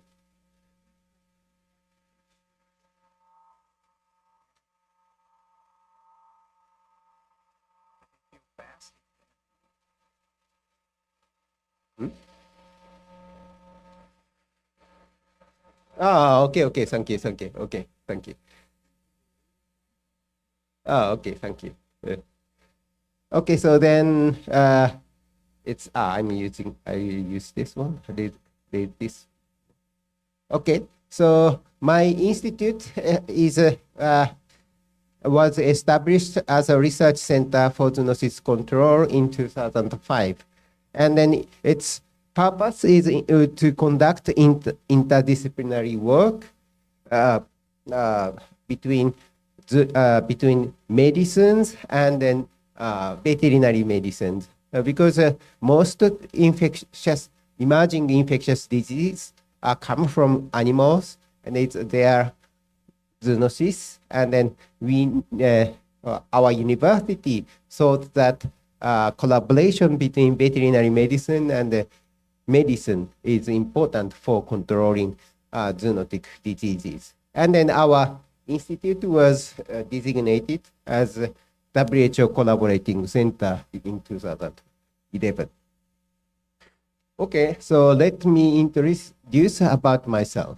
So I'm a professor in the division of bioinformatics, and then I graduated school of information science and technology in Hokkaido University, and then did some postdoc, and then did some assistant professor in the information science and technology up until 2005. So I was working on at that time machine learning and then data mining, and a little bit about bioinformatics. And then when we established the research center for zoonosis control, I moved from the information science and technology to this research center. And since then, I've been working on the prediction of the evolution of the influenza. But today, I'm going to talk about SARS-CoV-2. So SARS-CoV-2 one. Okay, so let me talk about these two different area of the research. So SARS-CoV-2 has exposed many things about data science about the infectious diseases. So there are two disciplines. Okay, so one is epidemiology, which conduct epidemiological analysis. So these are basically focusing on the number of infections and then estimating basic reproduction numbers or effective reproduction numbers, or sometimes we use infectious disease modelings such as SIR model or renewal model. And then the other discipline we are analyzing infectious disease is genetic analysis. So these include phylogenetic analysis and coalescent theory and population genetics and so on. So so far, these two disciplines are not collaborating very often. So these are conducted by the different group of peoples. So and then we think that if it was very wonderful if we conduct research combining these two disciplines. So today I'm going to talk about a collaborative work with Professor Nishiura in Kyoto University about SARS-CoV-2 variant replacement. So Hiroshi Nishiura, Professor Nishiura, is a person who is especially famous for the epidemiological analysis. So I'm working in contrast, I'm more specialized in the genetic analysis part. And then these are the collaboration between me and the population genetics and epidemiological studies. Okay, so let's remember, look back the situation in June, situation of Japan in June 2021. So Delta variant showed high transmissibility in India and the United Kingdom. And then Tokyo Olympic Games were scheduled to start from July 23rd. It's 1 month later. We are going to have Tokyo Olympic Games. So replacement of Alpha by Delta was posing a public health threat in Japan. So these were important questions as of June 2021. How transmissible the Delta is compared to Alpha, and when the Alpha will be replaced by Delta. So to answer these two questions, we developed a new model. So the model uses relative effective reproduction number. So before explaining relative effective reproduction number, I just talk about effective reproduction number. So effective reproduction number is the average number of secondary infections by the primary infections. So when when effective reproduction number is 1, then the constant number of new cases can be seen. Okay, so then when effective reproduction number is more than 1, then we see the exponential growth of new cases. So 1 becomes 2, and 2 becomes 4, 4 becomes 8 when effective reproduction number is 2. And then, of course, number of new cases declines when effective reproduction number is smaller than 1. Okay, so, and then this number can be calculated by looking at the number of cases, which is represented by IT. So numerator of this formula is a current number of new cases. And then denominator of this one is that expected number of new cases in previous generation. So it's obtained by the generation, if we use generation time. So if generation time is, for instance, 4 days, then just 4 days, if we assume, then it becomes number of infections of today divided by number of new cases in 4 days ago. So that is how to calculate effective reproduction number. So we came up with an idea about the relative reproduction number. So it's defined as a ratio of effective reproduction numbers of two variants. So for instance,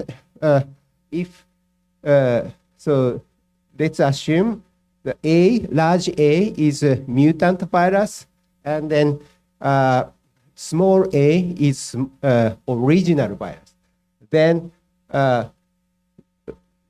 effective reproduction number of mutant virus divided by effective reproduction number of original virus is a relative reproduction number.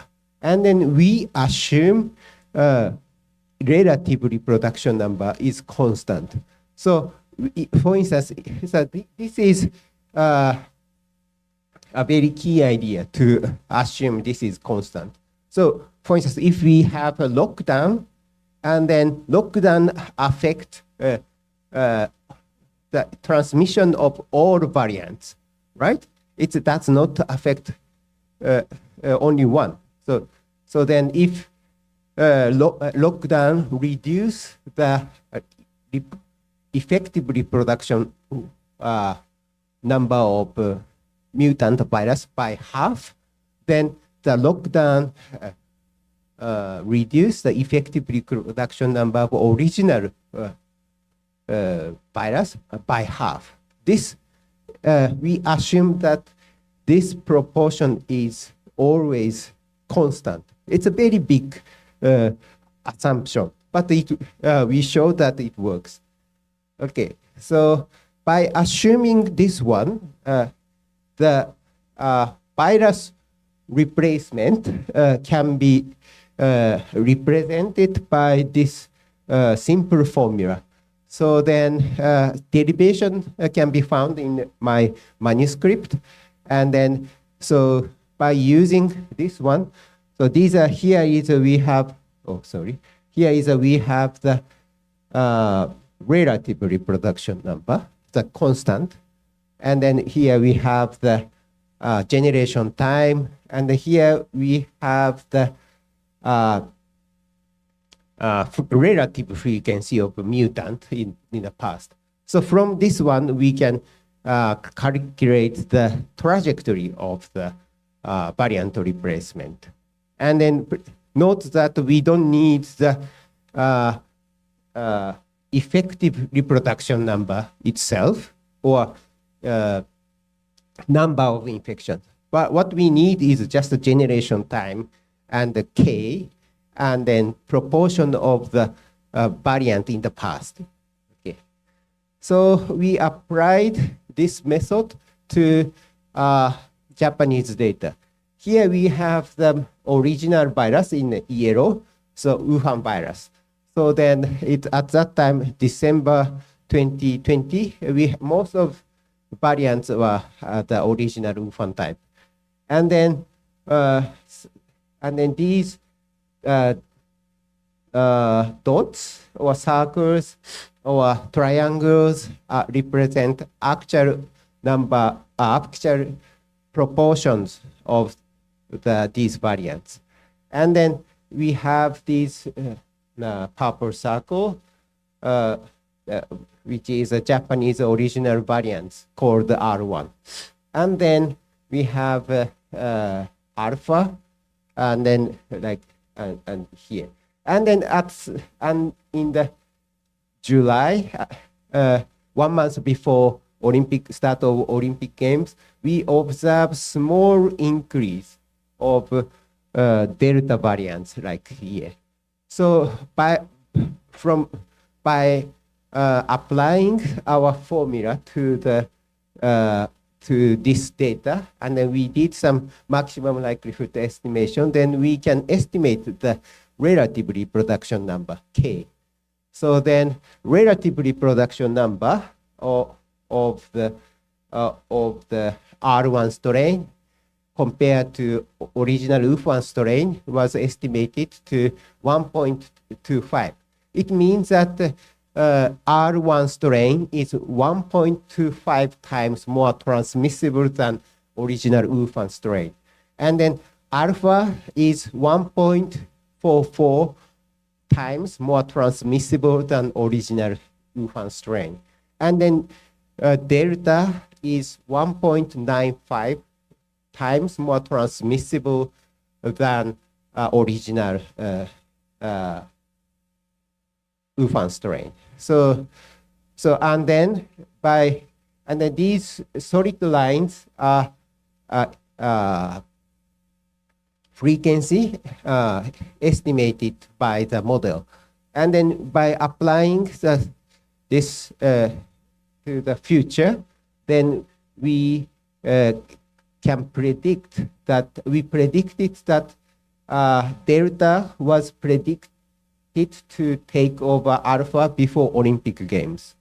Okay, so that is the first result of our prediction, and then we can see that also predicts the relative transmissibility is also going up like this. And then this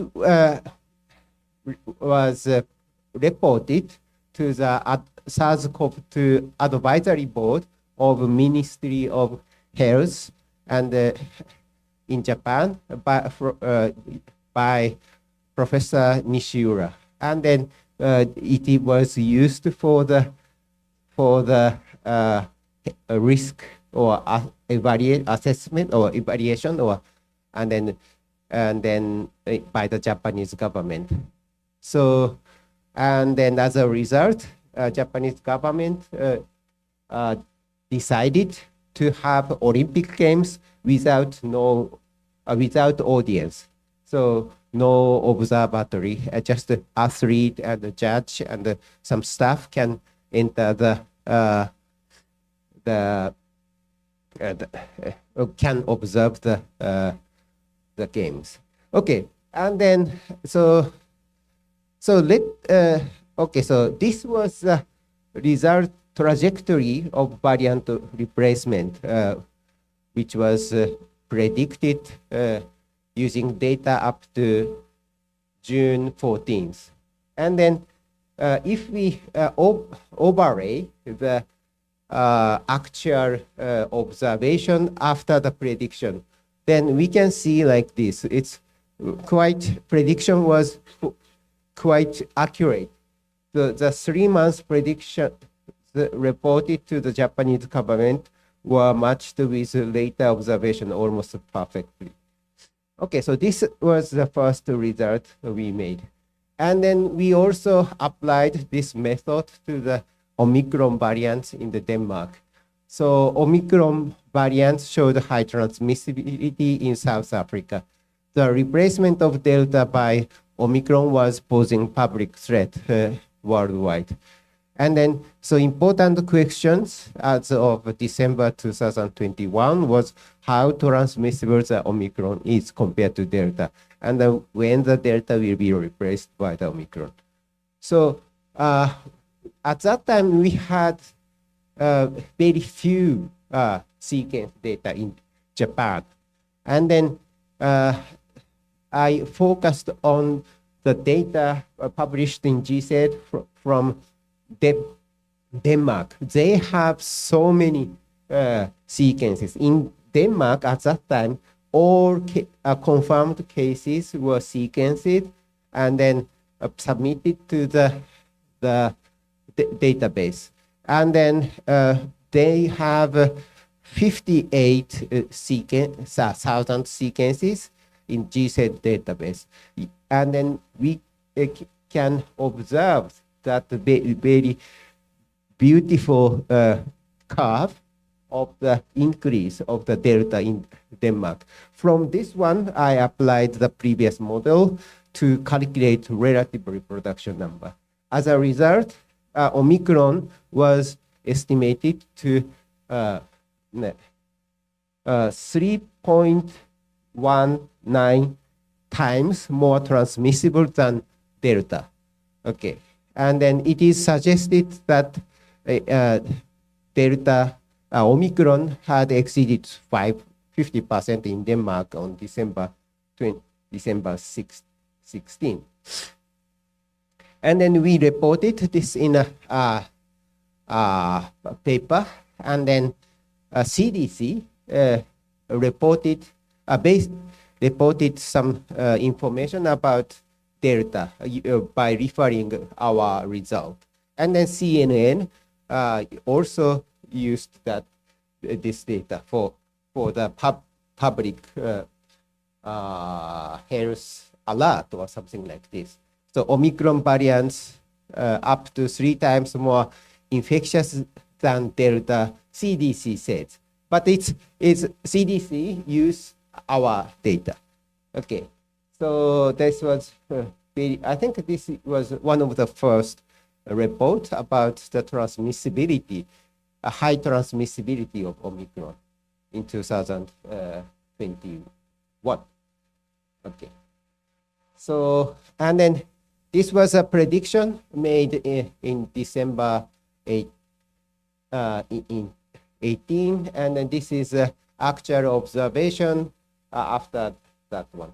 So then, prediction was successful until about 50%. But after that, we have small gaps between prediction and then actual cases. So we wanted to know the cause of the asymmetry. Okay. So then we tried many things, but we found that this asymmetry can be reproduced by assuming that the generation time of Omicron is shorter than generation time of Delta. And then here is a result of one. So after considering such kind of difference of generation time, we can perfectly fit the model to the number of cases, a number of the observations. And then our conclusion from this analysis is Omicron BA1 is about 0.44 times more shorter generation time than that Delta. So it's Omicron spread many, transmit many viruses to the one patient. By the Omicron patient transmit virus to more people than Delta, and then in more shorter time. That was result of this one. So and then epidemiologic, at that time we did not have many epidemiological study of the Omicron, but after contact tracing study or something, and the other researchers also found that the Omicron generation time is shorter than that of Delta. The value is not exactly same, but this difference in generation time may exist. Okay. So, and then I would like to also introduce how the retrospective, how prediction is accurate depending on the timing of the prediction. So here is data about alpha to delta transition in UK. Okay, and then we conducted a prediction test about when delta reached 5% and then 10% and 15%, and then so these horizontal lines are date when delta reached 5% and 10% and 15%. And then for each date, we hide the future data. And then using the data before this day, we did some prediction and then compare with the actual actual frequency.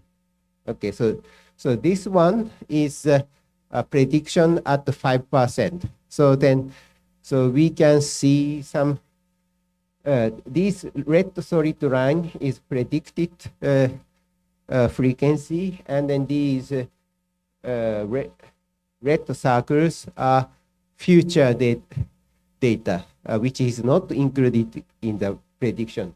So, and then this black is 95 confidence interval. Although most of data is with many data is within 95% confidence intervals, but we have some gap between prediction and then observed data. So, and then when prediction is 10%, then it is slightly better than 5%, and most of data is within 95% confidence interval. And then when the new variants reach to the 15%, prediction becomes almost perfect. Okay, so these are prediction results of 20 and 25, 30%, and 35%, 40%. And it's all after that prediction becomes more accurate and accurate. Okay, so these are a date when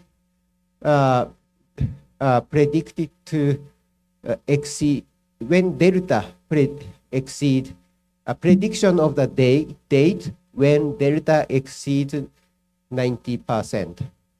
So if we use 5% data at the beginning, then prediction was not very accurate like this. But it is predicted to reach 90% in May 23rd, but actually it reached 90% in June 1st.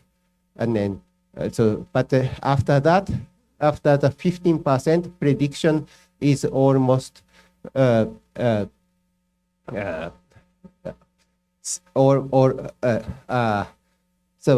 almost perfect, and then maximum absolute error of prediction is just 3 days. So once variance relative frequency reached 15%, the date when the relative frequency of the new variant would reach 90% was predicted with maximum absolute prediction error of 3 days. So these are third results I have. And then this is the final one I'm going to show today. So Gonzalo san in Fiocruz, Rio de Janeiro, contacted me about requesting to apply my method to their data. So, and then I applied the method with their with Brazilian data, and then the collaboration was started, and then end up with this Nature Communication papers. I think you know many of these people, and then this is the beginning of the collaboration between me and Fiocruz. Okay, so they have many analyses, but I'm responsible only for these figures.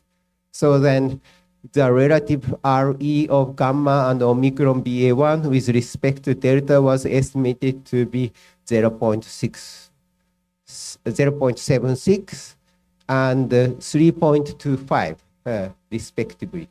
So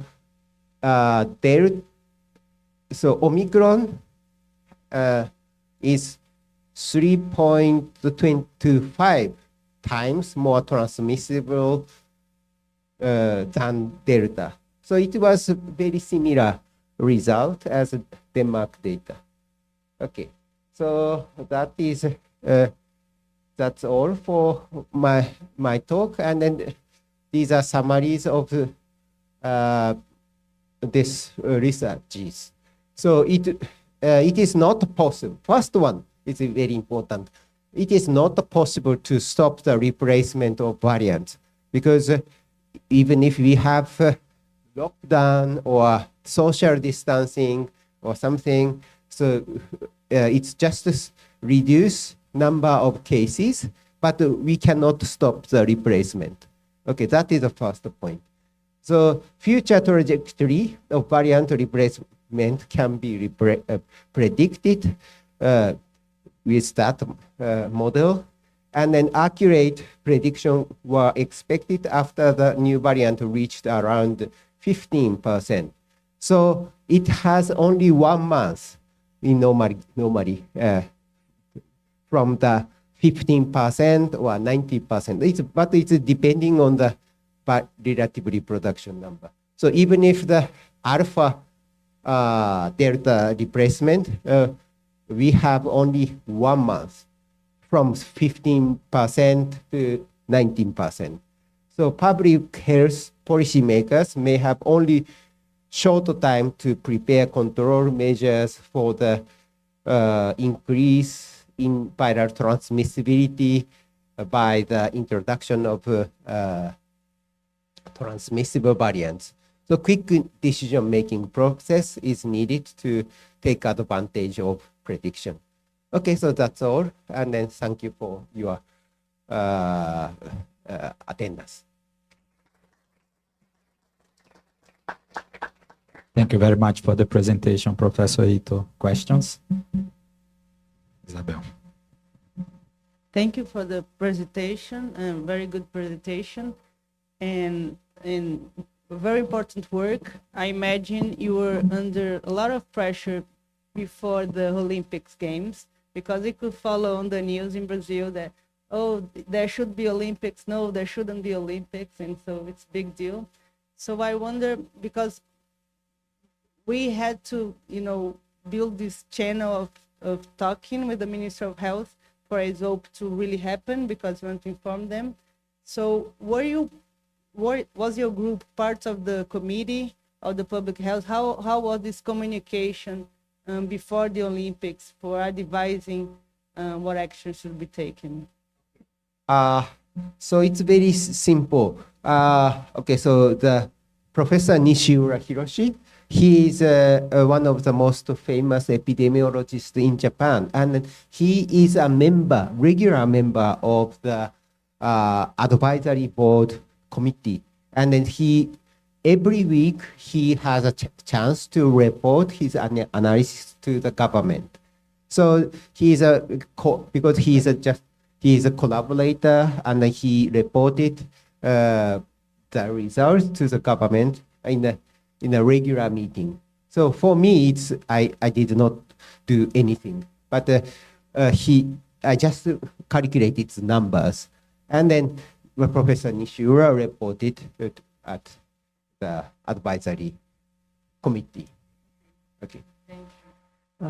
Very nice presentation. Thank you. Do you have this kind of prediction strategy for other viruses, such as, for example, influenza?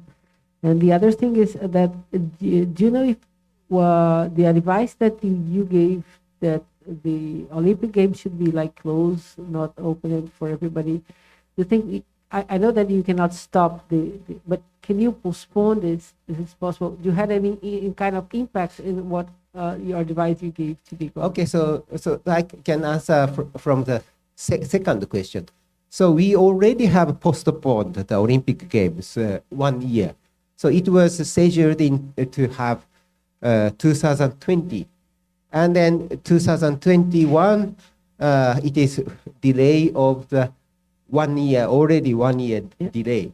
But my question is not about postponing the Olympic Games, but postponing the prediction about the variant of concern in terms of, you say that the dominance of the variant will occur anyway, you cannot stop this, but can you delay this? Can you No. We cannot. Even in that case that you were running the Olympic Games and you had a lot of political strategies to stop spreading the virus. Did you look at back to see if it could? Okay, so in order to stop the virus replacement, replacement, we need to have some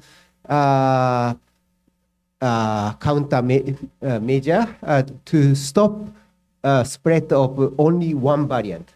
So, for instance, if we think about alpha delta transition, so we need to have some intervention which only effective only for the Omicron variants. So it is not possible in general. So if you have social distancing or lockdown, it decreases the number of cases of both variants. So then, because under such kind of restricted situation, Delta transmit more than Alpha, so we cannot stop. So, but one exception is that vaccine, for instance, if we have some vaccine effective only for some specific variant. So if we have such kind of vaccines, for instance, if we think about influenza, we have four vaccines mixed. So then if some strains have a good match, and if we don't have a good match in another subtype, for instance, so in such case, we can see the decline only one variant. But in general, it is very difficult to think about such situation. But if we think about immunity or immunity by vaccination, that can be happens. So we can stop the replacement with vaccination, for instance, which specifically effective to one strain. And about your data in influenza, do you have the same model for it? So I'm using the same model for the influenza also, but it is possible only for short time predictions, because after in the case of the influenza, we need to think about the herd immunity of the populations. So in the SARS-CoV-2, we did not have any immunity. Nobody has immunity for that SARS viruses. But influenza, we have long history of infections. For instance, elderly people has immunity to the H1N1 2009 viruses, and then normally, in general, adult population has more immunity to the influenza compared to children. So we need to think about such kind of immunity and heterogeneity in immune status. And actually, we developed a method using to predict influenza future strain using the difference in the age distribution of each strain. In general, we have a paper, and then in general, variants which can infect adult tend to become more dominant. So adult has more immunity to influenza. So in children, it's less immunity. So if we have compare the viral population affected in children and then adult population, and if we compare this one, we can see the different distributions of variants. So then, we notice that variants which can infect adult have more advantage to to spread more than variants which can infect to the children. So So because children has no immunity to the influenza, and then even okay,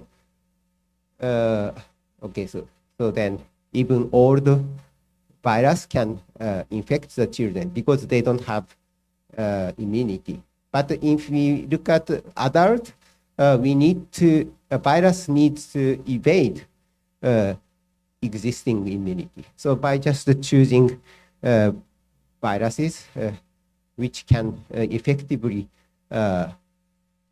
infect adult population, we can predict future. So if you have genomic sequence with age information, then we can do something in the influenza. More question?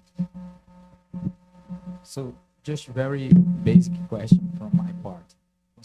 Considering the surveillance of some place that the virus is very local, let's say dengue, it's more related to one country or the other, then you need the genomic surveillance doing their work in somehow level that it becomes possible to do this calculation for the new variants that are introduced in this region. Okay, yeah. so we did.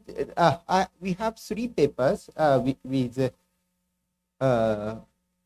collaboration between Fiocruz and Hokkaido University. The second manuscript is about also about SARS-CoV-2, but they look at we looked at different regions, analyzed epic curve of or replacement of different regions, and then we it's possible for, but in the case of the dengue, we need to think about many things in addition to this one. In general, vector-borne disease analysis is a little bit difficult because we have many additional factors. For instance, mosquitoes, and then generation time. Also need to consider the generation time from human infect mosquito and the mosquito infect human. So we have many things to solve, but I hope we can apply this model to the vector-borne disease in future. That is undergoing discussion with other members in Fiocruz. Yeah, sure. Thank you. More questions? So I would like to invite Professor Itamura to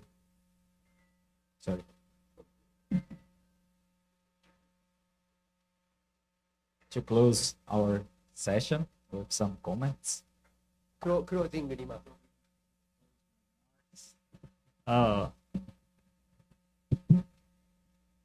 Doesn't request. Anyway, thank you very much for inviting us to have a seminar, and we have a lot of discussion, very useful discussion, and we will exchange many thoughts and other things. Especially, personally, I'm very impressed with many data from your Fiocruz, and so such kind of, I'm not an epidemiologist, but using a very big, huge, big data, so to apply to the epidemiological analysis, that is very great, and I'm very, very impressed. So therefore, we would like to discuss tomorrow also. So we would like to continue to discuss together and work together. So I hope we will have a more fruitful result for the near future. Thank you very much. Good. Thank you all to participate in this session. Hope everybody get proofed on this discussion. And the group from Japan, we are going now to first lunch, and then we're gonna go to SIDAX to see the structure there and have some discussion also. Thank you.